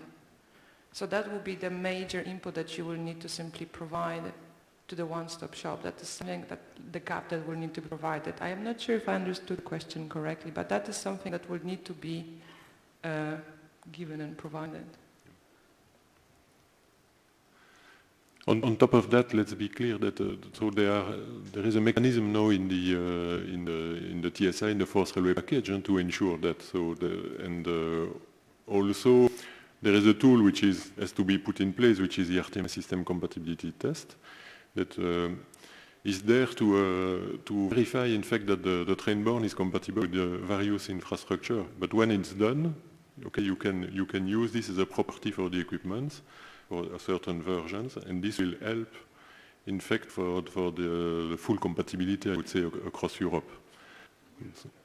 Yeah, of course, because, okay, this is a new in the TSI now, and we have to put in place this mechanism, but I think if we implement it well, this can be a virtuous mechanism to improve the process. Another question. Yeah. Please present yourself. Yeah. My name is Thomas Racke. I'm from EBA. I have a question for Adif. You said it's good to keep level 1 even though you have level 2. Would you recommend the people who are installing level 2 also to install level 1 in parallel? Or just, if you have it, keep it, don't throw it away? Can you, okay, just checking that it's, I don't know if I explained myself properly. I said that level 1 is still a valid option for some specific applications. I don't mean to keep level 2 and level 1 at the same time. Not talking about that. What I mean is that a very precise type of implementations, but also quite common is that you implement, at least from our experience, you implement ETCS on an existing line. In that case, if you don't need very, very high capacity, let's say a commuter line or high-speed line, since implementing level 2 in that situation is quite complicated, and also you have some constraints that prevent you for having all the advantages of level 2, we use level 1. So for that specific issue, we think is a better choice. Only for that. if you combine all the pros and cons.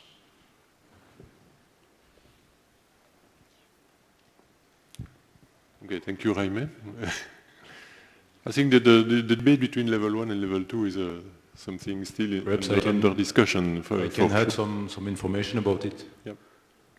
I can perhaps add some information about it. Our experience in Belgium, we have ETCS level 1 because it's an historical reason, and we have also all relay interlocking, so we have not time enough to do ETCS 2. We have also no contract ETCS 2 at this moment. What we see with level 1, we have a full team for TSR, 6 people working continuously to install TSR on the field, so it's a big disadvantage. And we see also that we have to adapt our interlocking to increase the electrical visibility. So it's also a big work to adapt interlocking for ETCS level 1, if I compare with level 2, just for information. Yes, thank you, Yves. Also, when speaking about the future, I think the implementation of game changers will require more level 2 and level 3. We have discussions about what about the specifications and to avoid confusion, we say, okay, no change request anymore on level 1. It means that, in fact, I think there is consensus on the fact that we should not improve level 1, but more focus for the future on level 2 and level 3. That's the point. Maybe a last question before I conclude this session. Where? Are you okay? Yes, good morning everyone. I am Vincent Duroper from the French Spectrum Agency. I have a question to our Danish colleagues. I have noted that your ERTMS Level 2 project was a huge success and close cooperation with the safety authority. And of course, ERTMS Level 2 relies on GSMR, which is your own network. And so I wanted to know if you were confident when you will move to public mobile operator, and if the safety authority is also confident with that, because the feedback we have from the Danish administration is that you will move to a public mobile operator for the successor to GSMR. Thank you.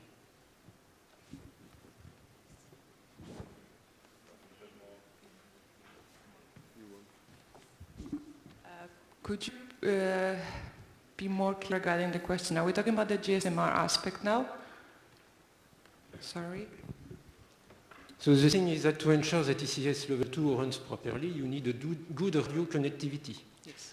And so you need some operational and legal stuff which are fully correct and so in which you need confidence. Mm-hmm. And so when you will move to public mobile operator for FRMCS, will you have this confidence? This is my question, because we are told by the Danish administration that you will ask the public mobile operators to provide the radio connectivity for ERTMS Level 2 and these evolutions, Level 3, 81, blah, blah, blah, and also for the voice services. So this is why I am asking you whether you are confident in this future.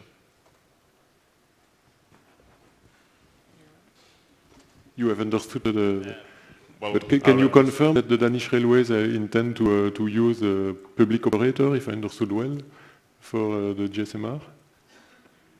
We have built a complete new GSMR network for the rollout in Denmark, and I think that is the intention, to use that for the entire rollout. There is we have with this handheld terminal device that will perhaps go to a public network at some point to have better coverage on open lines, but as a main strategy in Denmark, it is to build a GSMR network for the railway. No, but I was not talking of GSMR, but its successor, the FRMCS, the 5G systems that will follow GSMR. I don't understand the question completely. I mean,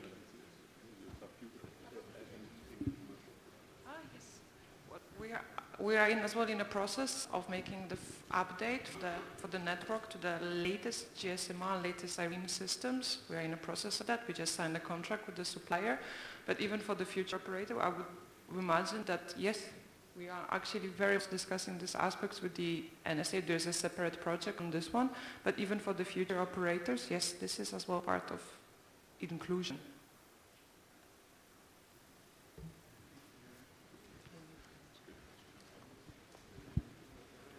Okay, I think Jan, you would like to give a word about TSI evolutions, yes. No, thank you, Michel.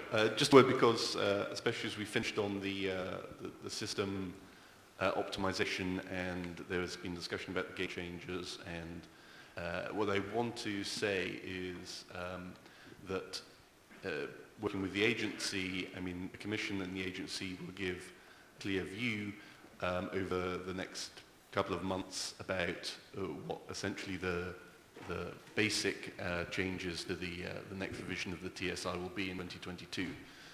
This will include the game changers, so those have been flagged for a number of years now, and we expect those to be delivered as part of the next 22 revision. It will include aspects of modular onboard architecture, which will be discussed in more detail tomorrow, but we see as essential as moving in hand with the correct implementation of the game changers. And there will be other aspects of technical interoperability.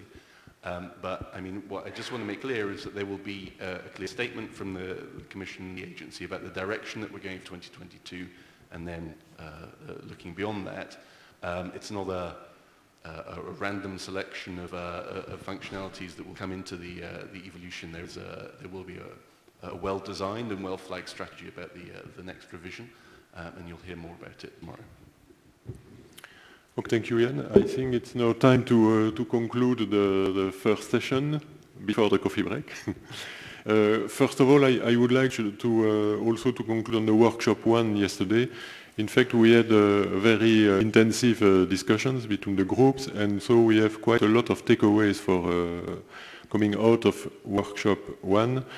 I've not prepared a presentation like Rainer for today, but I already discussed with the Commission, our friends from DG Move and ERA, that we could discuss within, for example, the coordination subgroup of the ERTMS stakeholders platform about the results from this workshop, because there are some points that probably for sure we need to address in relationship with the deployment action plan, because we could complete this with some ideas from everybody. And some points have been touched in the return of experience already by the speakers today.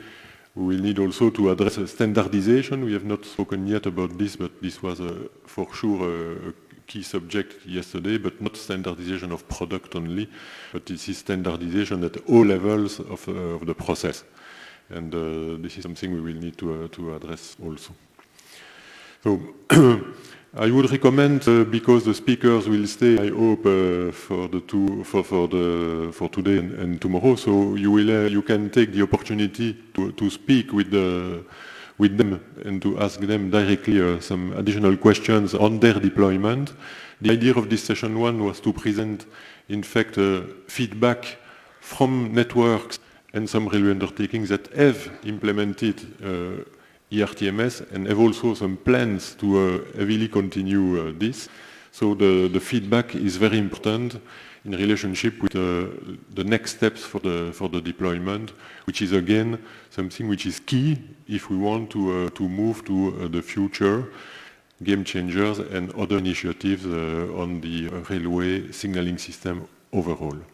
So I would like to thank the speakers for their contribution, and I wish you a good conference to all of you. Thank you.